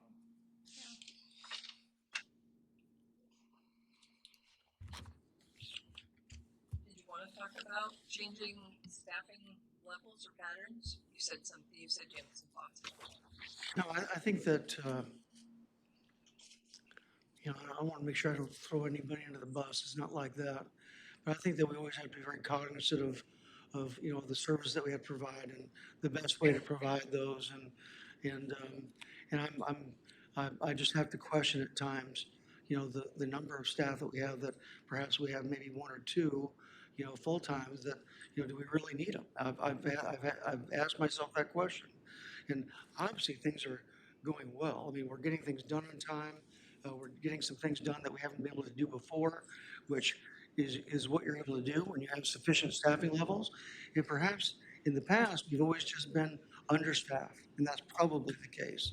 So what we'd like to do is just keep our eye on it, and then watch that in coordination with our budget reports, and then have the conversation later on. But just know that it's in the back of our head. Yeah. I think you're right that traditionally Parks has been understaffed, and you started this presentation out by saying that we transitioned a whole bunch of people who were hired as seasonal temporary workers to permanent workers because it wasn't appropriate for them to be seasonal temporary workers because we worked them all the time. And then Linda, for example, would work 9 months and then lay off for 3 and then back for 9 for years. And so she needed to be hired. And that was the case in 5 people, several people. And also the county took on the role of hiring seasonals. So probably some of the indirect cost allocations is related to that HR was doing that work rather than BBSI. And I don't know how that breaks down because Parks was paying BBSI something like 30%, quite a bit, in order for 40% for them to manage it. So I don't know if it, the comparison for in indirect cost allocation or the BBSI payment, but it would be interesting to know. But it could be because there was so much turnover in Parks, because there were so many temporary seasonal people. It could be that when we just hired people and asked them to stay, it turns out that we now have we're very fully staffed. Could be. Right. I trust you guys to figure it out. I think Brandy and I would like to tell you guys that we think we found a reservation system. Woo! Yeah, it's called Camp Spot. There is no direct cost to us for it. They would process anything that's website related, and they would impose a 3%, or I think it's a 3% fee to each transaction. But they would not, anything online, but they would not impose anything on anybody that walks up or we take by phone. And where we've been paying almost $10,000 a year for Kamava, there would be no output for us for the reservation system. We're really excited. It looks like they will give us awesome reports. We haven't found any downside, and it's kind of scary. We keep expecting. Plus, they are able to map out the general ledger items as an upload to the accounting system, which would benefit everybody. There's just, Randy and I had to contain our excitement. We were, let's do it now, let's do it now. And Dan said, no, you don't want to do it during the busy part of the season. Come on, get real. It's like, oh. So that's going to help us a lot with the refunds because they already have automated refunds with their system where Kamava just can't seem to get their stuff together. So we're excited about that, and that's probably going to be late fall when we do that. That's great. Yeah, that'll be a great. terrific improvement. And can we brag about Dan a little bit? Okay. I can't tell you that I didn't enjoy working with Joanne and Melissa because I did. I had a good time working with them and I enjoyed everything. Was it an ideal working situation? No, it wasn't. And it has been wonderful since Dan's come in because he is all inclusive. He meets with the employees every week, sits down, asks them their opinion, what needs to be done. He's left it up to the guys to decide what needs to be done to prepare for the season. He uses Brandy's input and the guys' input for all kinds of things. The guys have blossomed. They enjoy coming to work. It's marvelous. When we're doing the budget, he brings them all in and says, okay, this is what we need to figure out. I need your input. And they sit down and they are not afraid to say what they need. They're not afraid to make suggestions. They're not afraid to say, I don't like that. And he says, you know, I'll take your suggestions. Now, I may not decide to work on what you decide or what you prefer, but they have every one of them has, blossomed is the only word I can think of because they have come out of themselves. Gene is so excited about the fair. He's already planning for this year. He's got it all planned out. And nobody has been made to feel like they're not worthy. So it's been marvelous working under Dan and having him over the parks and having his forward thinking and his care about the employees. So just wanted to say that. Thank you, Linda. Thank you. Thank you. That's great. So I hate to not end on that note and get logistical for a minute, but I was curious, looking at the projects, what was in the contracted services and what was in the infrastructure, new construction for the capital outlay? You know, you mentioned designing Webb Park, but then it looks like there's quite a bit planned to be built, et cetera. Can you talk a little bit about that? Well, Webb Park specifically? I'm not sure what it all's in here, but there's 1.2 million budgeted into contracted services under projects expense. And then in capital outlay, there's an additional 1.5 budgeted into infrastructure and new construction. So I was curious if you all had big plans. They may have changed that, but last year and in years previous, that's the savings account. Is that what it is again this year? I mean, that's fine if it is. I just didn't know if there was an intention to do those two go together for the savings account. I thought that they did. I could be wrong, but I thought that they did, yes. Okay, so we don't have big construction plans for this summer, for this year. I don't know about big. You know, I think a lot of it's gonna depend on what happens with negotiations with the folks that are associated with the Webb Park program and all the land use issues. I think once that breaks open, then we can see ourselves moving forward. Certainly the design component this year, but I still have a lot to learn about the whole Webb Park thing and the Quanah corridor. I've leaned heavily on Rachel to help me with that, and in turn, I hope I can help her too. Perfect, thank you. Yeah, I just didn't know if that was just a holdover or if you were actually had big stuff. So thank you. Sure, yeah. When we say savings account, is that a sinking fund or is that something different? It's something different. Parks has had a little pot of money for new projects, and that's where it lands in the budget. Okay. So, yeah, 'cause it starts in beginning fund balance and ends in ending fund balance, but they allocate it during the year, so they'll have the spending authority should something wonderful arise. And then it isn't spent, so it ends up back in opening fund It ends balance. up back in Yeah, open. that was, thank you for asking me, because I was trying to make the math work here and it wasn't working. Yeah, so, yeah. And I think it's important, it's just whenever we look at beginning fund balance, you have 5 million in there.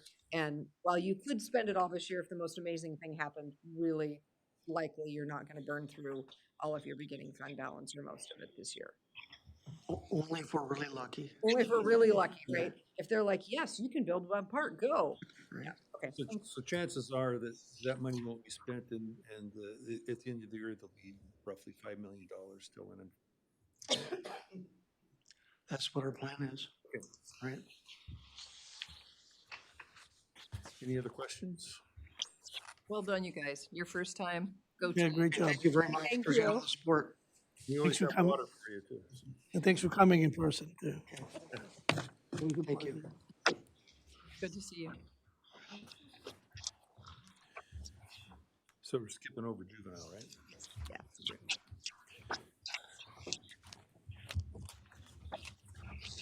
We're showing our flexibility. Justice Court is here. Yeah, good. Okay. Justice Court, you're up.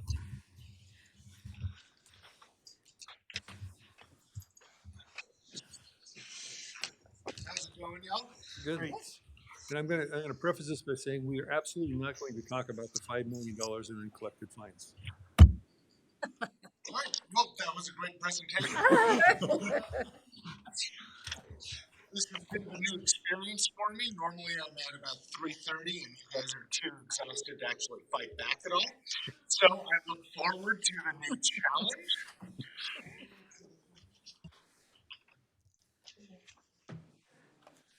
Okay, good. Oh, there.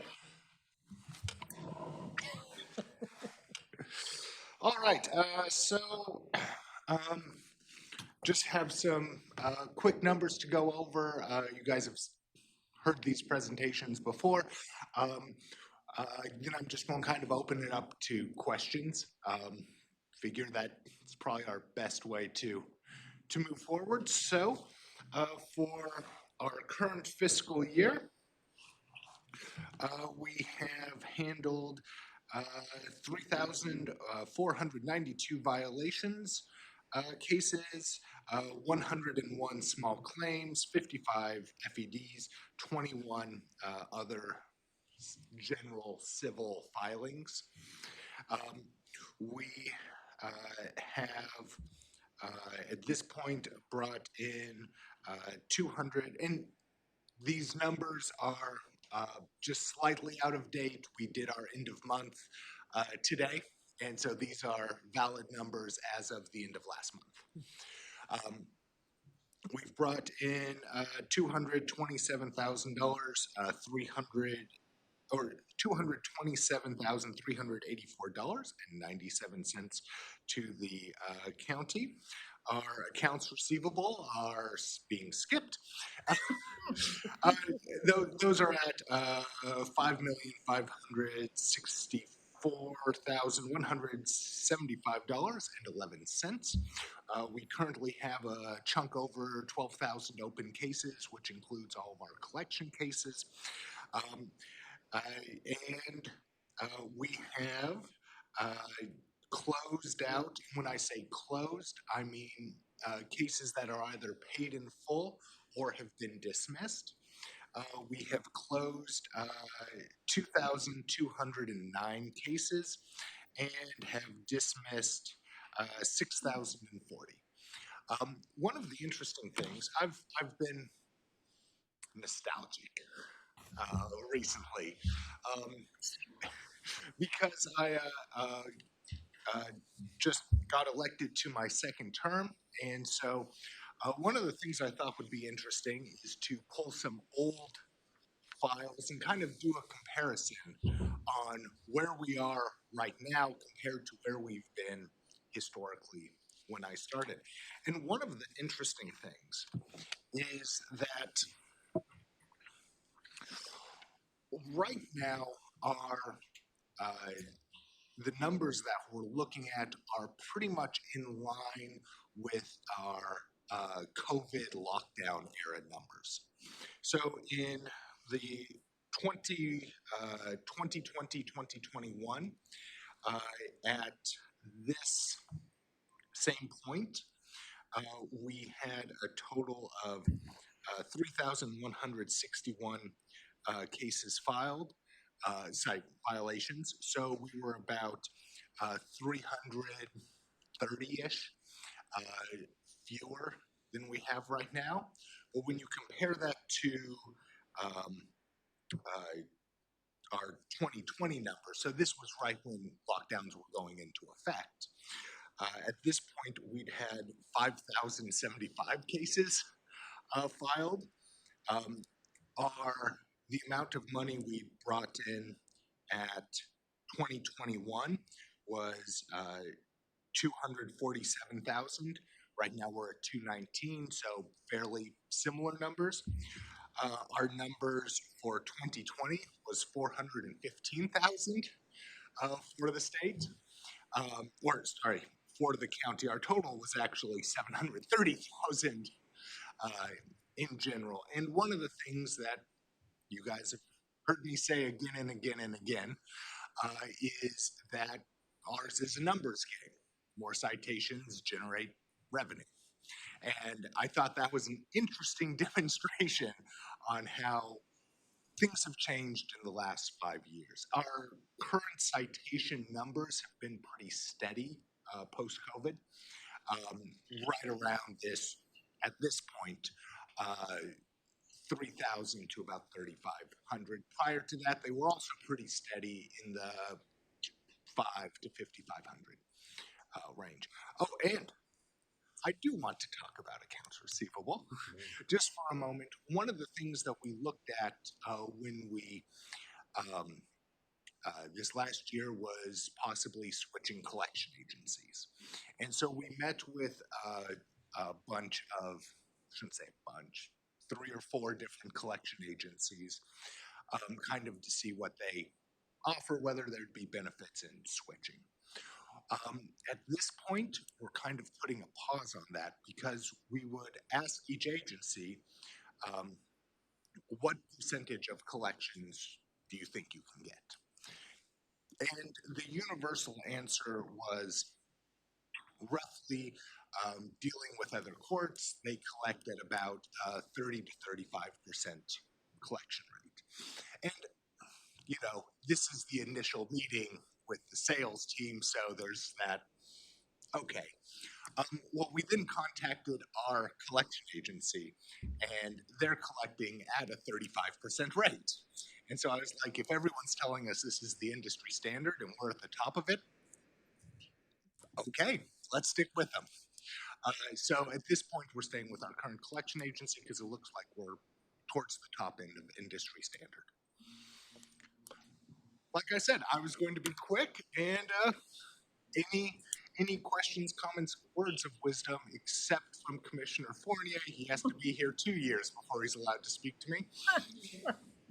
To what do you attribute the decline in tickets and subsequent revenue? Is it the people who are giving tickets? They're just giving fewer? We are just giving fewer tickets for whatever political, social reason. We saw a dip in tickets historically when there would be the kind of pay-to-play investigations. What was the one over in Missouri that DOJ did about 10 years ago? Where they were jailing people for unpaid fines. You know which one I'm talking about. It was after the Brown killing, wasn't it? Wasn't that related to that? The Yeah. Brown shooting? Yeah, where every once in a while we see these drops. At COVID, there was just bottoming out, and it stayed there. Our bottoming out is actually nothing compared to what a lot of other counties dealt with. I was talking with Judge Cross over in Washington County. Pre-COVID, they were processing about 24 to 27,000 tickets a year, and now they're at 8. So us having under 50% decline is nothing compared to a lot of the metro regions. The only courts that aren't seeing rapid declines are municipal courts who do stoplight camera enforcement. Tigard, Beaverton, they can't keep up with the amount of tickets that they're getting. But for the standard pull someone over, give a ticket, that's basically disappeared. We were being kept afloat a bit in the last couple of years with the city traffic enforcement team. That has been discontinued. And so with our year-to-date compared to last year, we have actually seen an increase right now in tickets of about 13%. But if you look at city revenue, Tillamook City revenue generated from tickets, it's down almost 31% because they've stopped doing heavy traffic enforcement. Can you, the 80,690, is that the new software? I think that's. Are you looking computer office equipment? So did I jump? Yeah, no, yes. Yeah. I think that was my error. Okay, it's an Because error. I was looking at, I'm like, wait a minute. Well, so we included that because we're looking at new software. I wasn't sure if we needed to include it in the budget. What I'm saying is keep going down. Somehow my fingers went a little faster and Right put there. 80,000 in capital outlay, which is not on what you submitted. That's what you were asking. That's about. what I was asking, but I Yeah, wanted I to, think that was on me. okay, I didn't even notice. thank you. Okay, yeah, thank you. Yeah. That was my only question. That was a slush fund for you, for your next trip. You were talking about the 19,000 that's up in computer supplies, is that right? Well, so there's two sides to this. One is the expenditure to come in and get everything set up. That's the 80,000 number. The 19,000 is then licensing costs that continue on. So the first is a one-time, second is a. You're making our treasurer's head explode. Okay, so what is, to me, does not have 80,000 in it, but did you email me? Yeah, let me.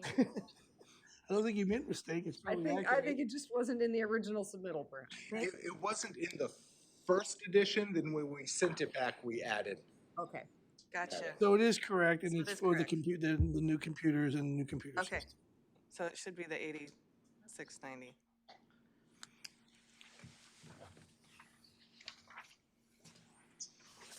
Let me confirm.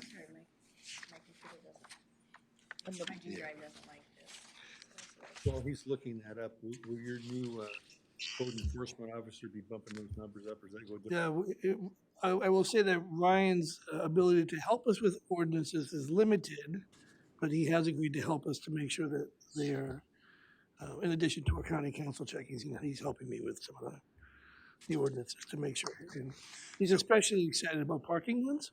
Yeah. And he actually hates parking ones. Oh. Yeah, we submitted that in the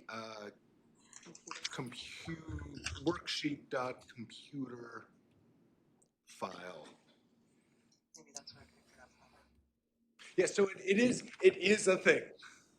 The $80,000 ask is a thing, and I know we talked about this a while ago, but Yes. Can you remind me in the short version? Because it'll come back to me, I'm sure. Yeah, our current, let's pull up Magic here. You guys haven't seen our computer system. Like DOS. This is fun. Should I be Vanna White and walking around? Do you want to share? Oh, we can share. Just join the BOC link. Debbie, will you make that center? So while we're doing that, our current software is modifications to a IBM software, data management software.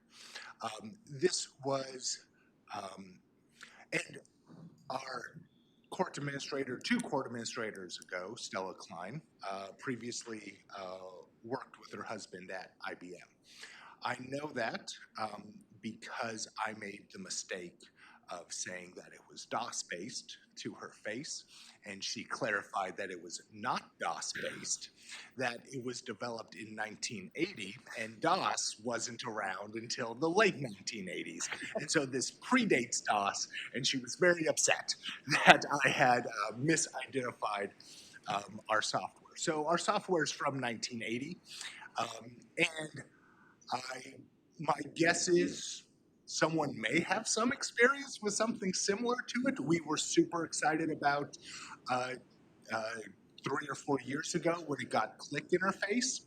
Like, the Click Interface doesn't actually Oh my God. do anything, but it allows you to move the cursor. So, 40 back 40 years. Yeah. F13, yeah. Shift F1, oh yeah. I had to learn that. I am 40. This software is older than I am. It didn't shift up there.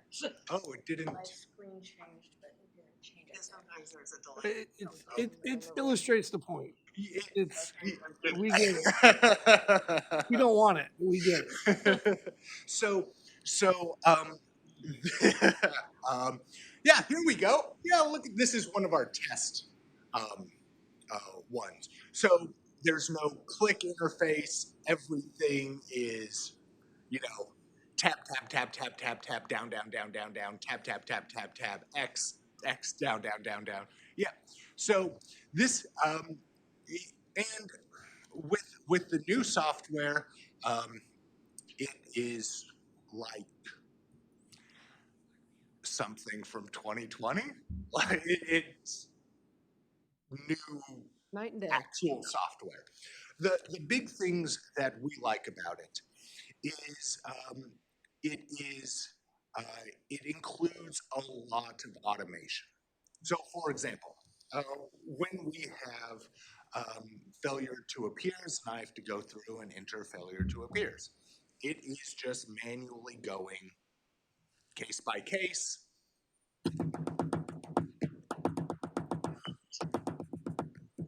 And I've gotten pretty good at it. And so to It's upstairs or in. yeah, they're answering us back. Okay, Morse code. They, right now, to do week of FTAs, failure to appears, it takes me probably about an hour and a half to 2 hours.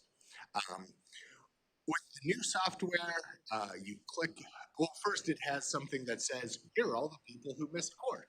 And you go, thank you, software. And then it's like, would you like to process these? And I click yes.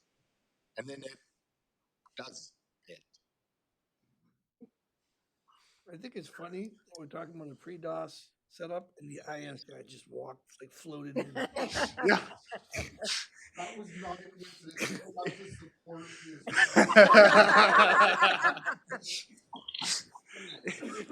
If you say IBM 1980 3 times in a mirror, Jeff appears. So, and with the new software, it is just truly night and day. It is more expensive. We've stayed with this one for a long time because it's cheap and it works. You have to know what you're doing. You have to spend a lot of time on it, but it functions. The new software takes care of most of that. One of the things we are looking at with the new software is also being able to do a lot of in-house collections. So right now, if we want to send someone a letter, then we have to go in, have our form letter, have to go into each individual case, pull contact information out, and it takes a couple of minutes. All right, that's not a big deal. If you have to send out 10,000 letters, all of a sudden a couple of minutes matters a lot. With the new software, you basically set up conditions for it. So someone hasn't made a payment in 30 days, auto-generate letter, it just doesn't. You convict someone, auto-generates payment plan, auto-generates conviction, auto-generates any suspensions. It just does the thing. And so one of our hopes, I highlight the word hope, is that this will allow us to have a lot more communication with people. Someone misses a payment right now, we just don't have the manpower to write every person who misses a payment each month a letter. This will automate it. So that's our hope, is that it will help pay for itself. The flip side of that is that, at current numbers, how much are we talking? How much of a benefit is there? Oh, one thing, I thought this was interesting. Sorry, everything we've been trying to. Just tie said, everything she up asked how because many, of the lodging what's tax. the percentage of tickets written to visitors, and I already know the answer because she sent it to me, it's like 50%. 50%, yes. Sorry, I want to have, yes. I do have one final question about this software. Is what happens to the 190-year-old guy that is the tech guy with this software? When you stop using it, because we have to be the last ones. We are not the last ones. So a little bit of history on this is about 15 years ago, the Lynn County Justice of the Peace is named Jad Limhouse. And And Judge Limhouse, who's since retired, was very, very pro. This program's called Magic. So he was very, very pro Magic, was really pushing this with the other judges, and most of the other justice courts and a lot of municipal courts went on to Magic. And this is, 2005, 2010. I said about 15 years ago. That was 20 years ago. I don't want to talk about that anymore. So a bunch of courts switched over to this. Jad then retired. And now other companies have kind of been coming in and just poaching courts one by one. At our most recent conference, I was talking to people, and there was a lot of people going like, oh yeah, we were with them, but we're currently switching. Oh, we switched 2 years ago. So a lot of the local courts are moving off of this system onto a new one. And to alleviate any concerns for the elderly, the company that owns it was sold a couple years ago. And so that 80-year-old guy's already been bought out. So he's fine.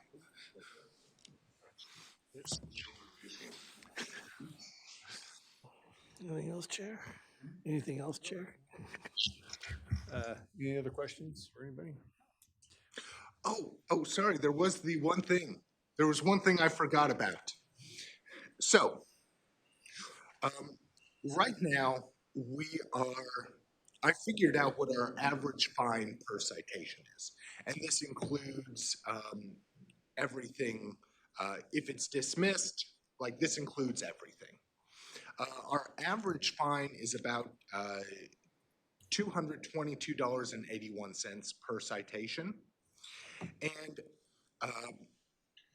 I took our 63% closed rate and then applied it to the citation numbers that we were looking at 2019, 2020. And the numbers pretty much match up with the $415,000 we'd collected for the county for that time period, and was within 20,000 for the 730,000 that we'd collected overall. So reason I bring that up is I think that our collection numbers, I think that our fine numbers, I think all of this has actually been fairly steady for a long time. There's not a lot of fluctuation within those particular sets of numbers. Where the fluctuation comes from is citation numbers. And so you see a big drop in COVID, and then looking back at our budgets going back to about 2018, they were all very steady, and then they dropped, and this includes revenues, all that, and then they dropped, and then they became very, very steady again. And so the thing that drives revenue is the only factor that pops up again and again is citation numbers.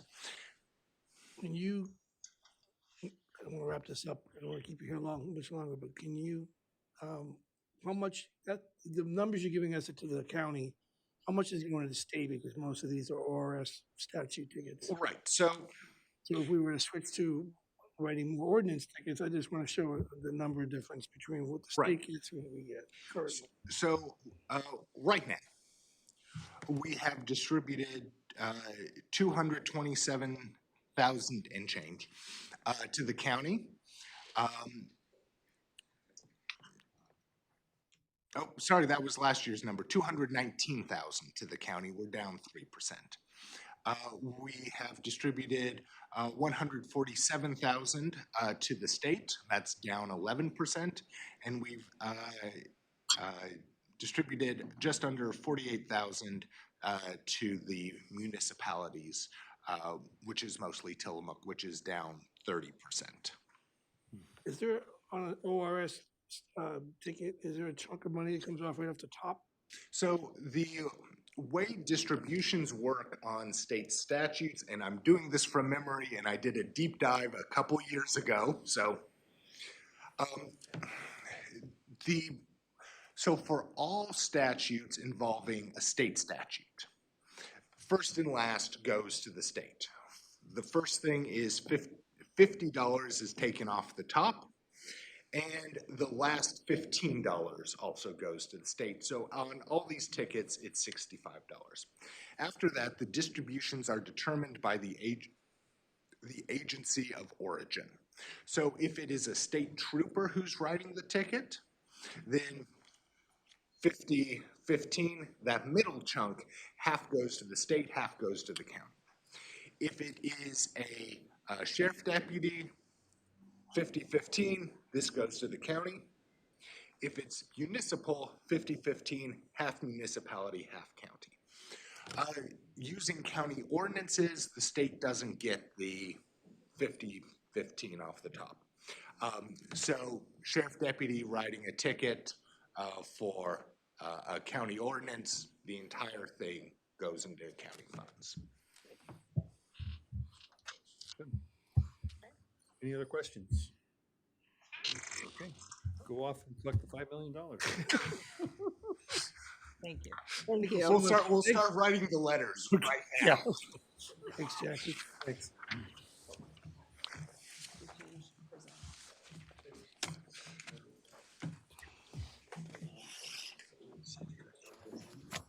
What are we doing?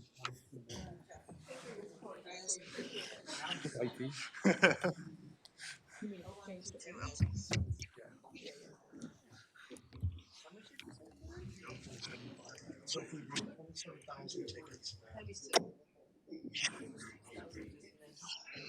Oh, is it? Okay. You guys can come on up. We'll get going here in a second.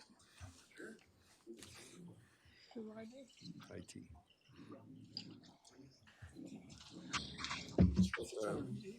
Go back to. Oh, nothing to sneeze at. No, vendor pass through. I like my 1.75 million. I do too. I like it better. It just seemed too good to be true. Go to pass through. Okay, No, IS sorry. communication. IS communications.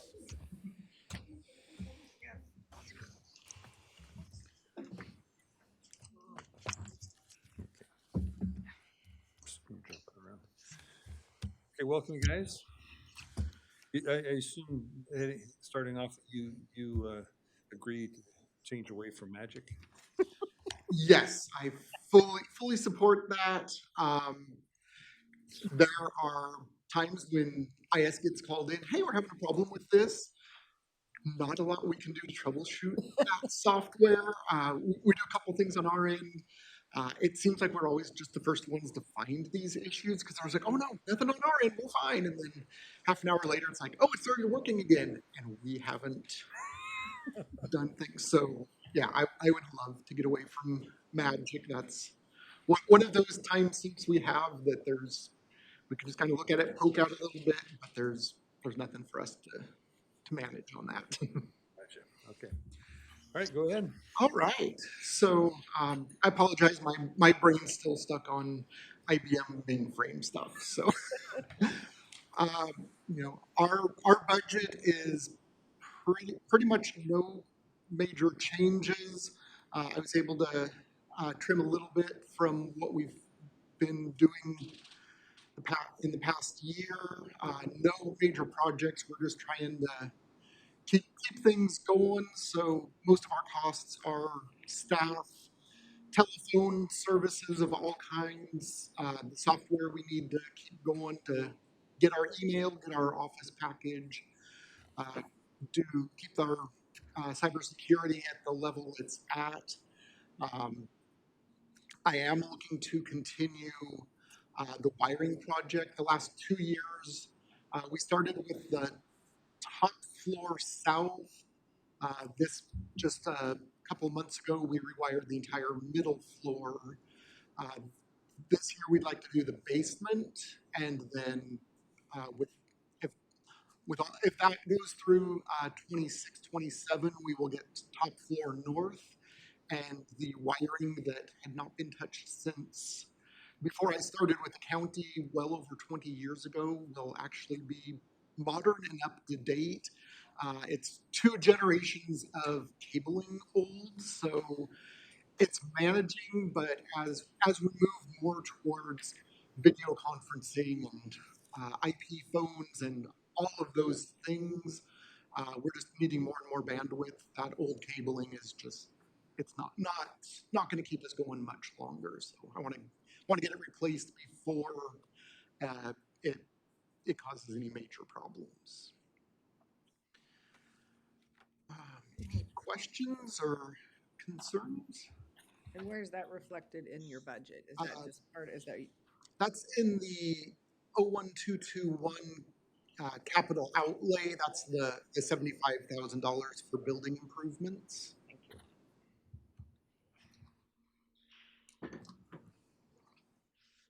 So yeah, that's the one thing where if we need to cut, that's what I would be able to cut. Everything else, it's, do we give up email? Do we give up office? You know, we're kind of picking our poison at that point. So tried really hard. I'm still optimistic that we're going to get my replacement sooner rather than later. So I'm trying not to make too many major changes that they have to live with. Let the new director choose our next adventure and determine some of the bigger things we need to do. Next year we will be forced to replace our infrastructure. The servers are where the one more year that we're doing is pretty much the limit. They'll say you can do that. After that, the servers warranties and things are going away. We're not going to continue to. You're talking 26, 27. Exactly. Yeah. So we've got some time. We're almost certainly going to be changing the virtual machine infrastructure we're using. What we've been using got bought out by Broadcom, and we're seeing reports of costs doubling, tripling.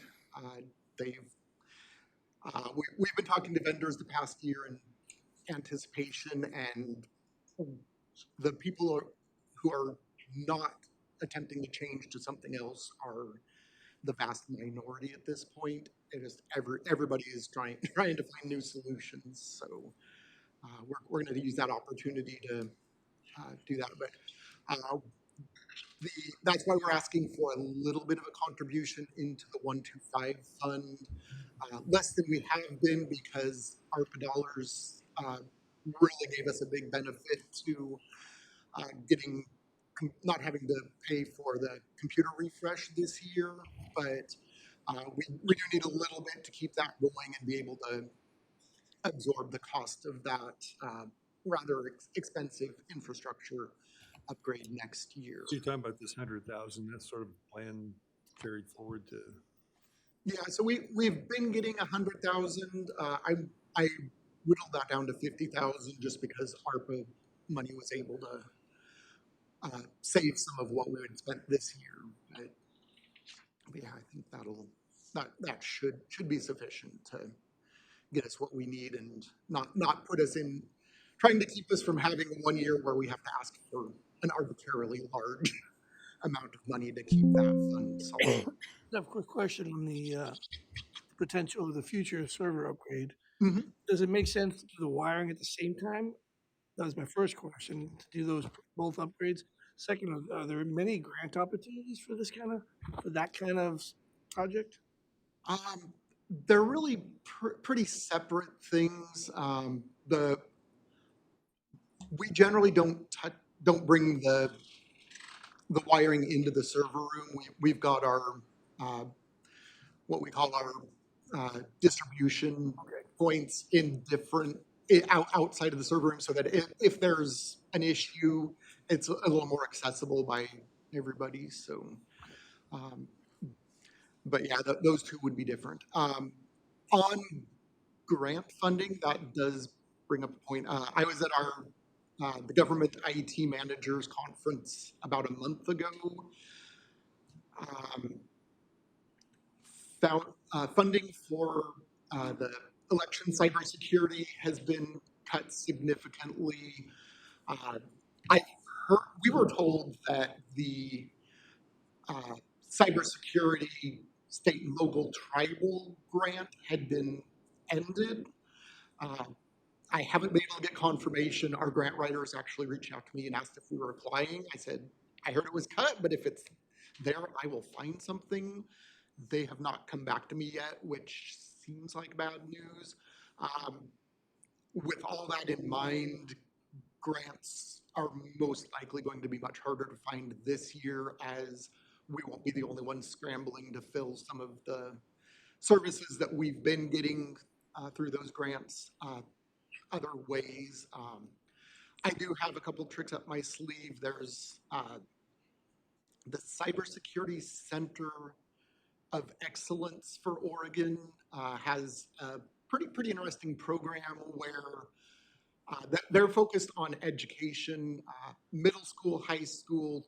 They do cyber boot camps and things to train the kids, try to get them interested in cybersecurity as a career. What I really like is they're doing, at the college level, they're trying to teach these people how to do some of that. So what we would normally do with what we call managed detection and response, where there's a company sitting there watching our network 24/7 so that we don't have to have our own staff on call or actually monitoring the network at all hours of the day.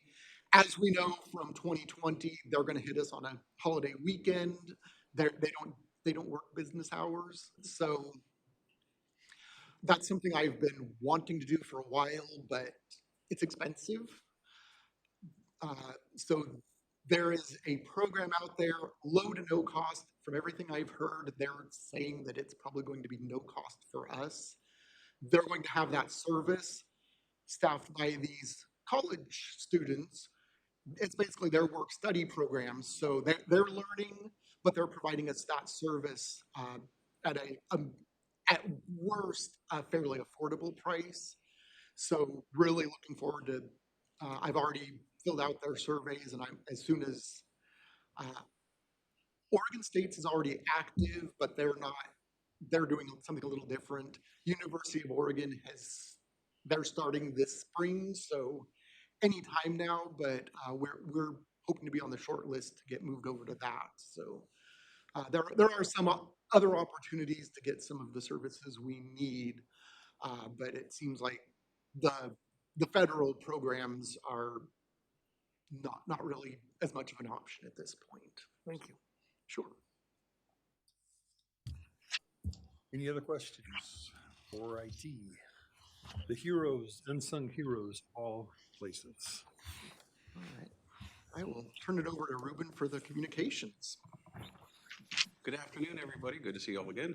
Commissioners, everyone else. Lots of names. First off, thank you for last year approving a vehicle that does not break down on me. It's been nice to have both air conditioning windows that roll up and down and something that I don't have to crawl under the hood to work on frequently. I'll start with that. This year, significant reduction in overall numbers, and in fact, in my non-capital, I realized that we're no longer in a survivor mode, we're just in a maintenance mode. With the passing of the bond, I really just need to keep the sites alive a few more years, and no longer I'm looking at future build-outs because that's being done by someone else. So a lot of the money that is for this year is really just maintenance of the facilities. I have some weather damage, storm damage, not to the infrastructure itself, but just to the facilities, core battery banks that I'm replacing. I do have some projects, one that was unexpected that I've worked with the treasurer on a little bit, and we're working through some of those, but for the budget for next year, it was really just a realization that I don't have to build out anything. We're really just going to keep things alive until the projects in the next couple of years actually finish up. Perfect. I don't have a whole lot to say. Thank you for last year. It's been pleasurable.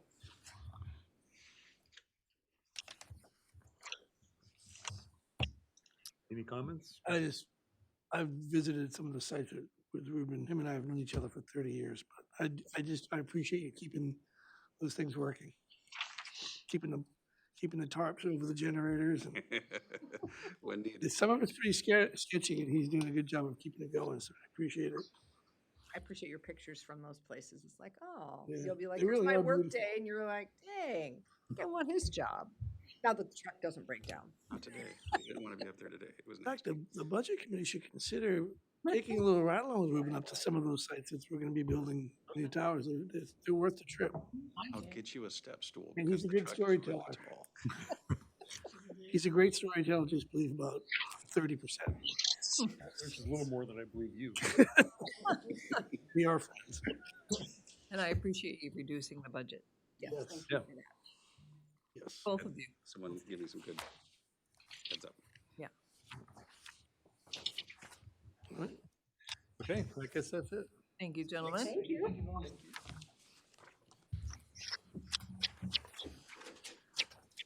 Okay. Yep, we did that one. We're I up to guess, the treasurer. Treasurer, yeah. Let me find you first. There you go. I know, right? Like, which direction am I looking? Supposed to be after Justice Court. Oh, Treasurer. treasurer. I don't know. Oh, there you are. Yeah, you're way back there. Here I am.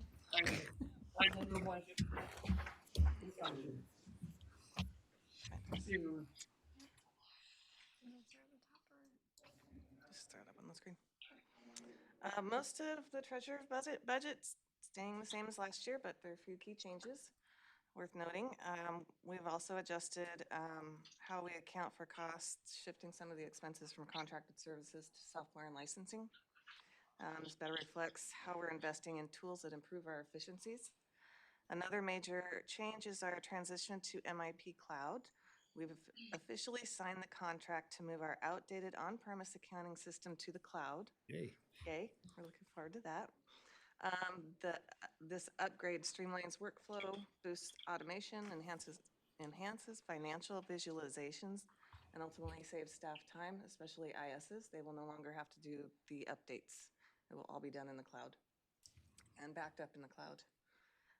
We've also kicked off the process of transitioning our indirect cost allocation software. Framework set up, and next we'll focus on scenario testing to make sure we land on the most accurate solutions. And like I said, right now we've just been playing an email tag of who's available when. Overall, the updates are geared toward making operations smoother and more effective with better tools and smarter processes. One of the bigger changes is the fact that it is like the BOC reflecting that we are receiving intercounty admin revenue into our budget this year, which is not something we normally do.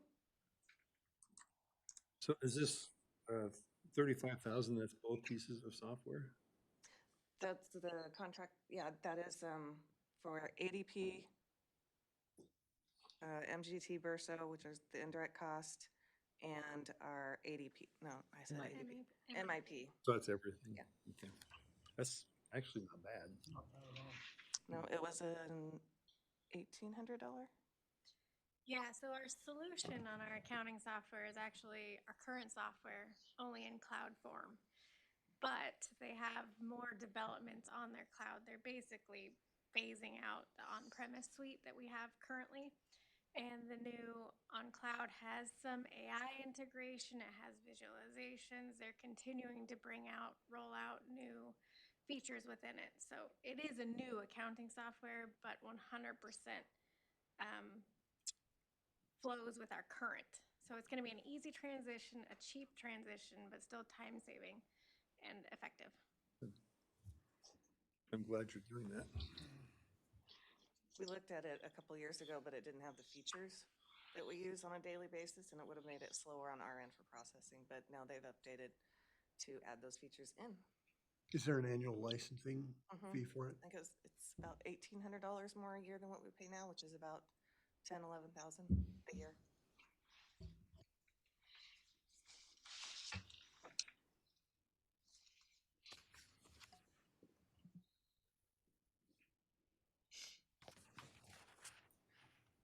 It seems straightforward.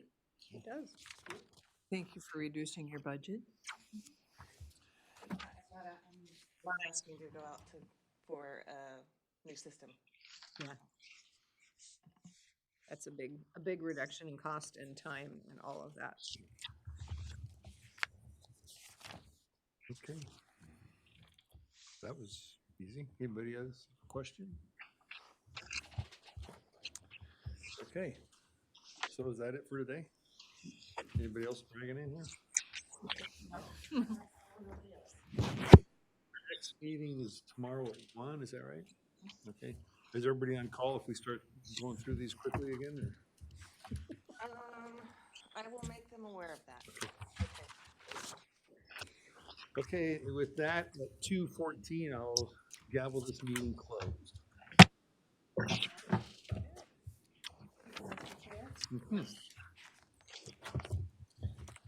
How's that for record time?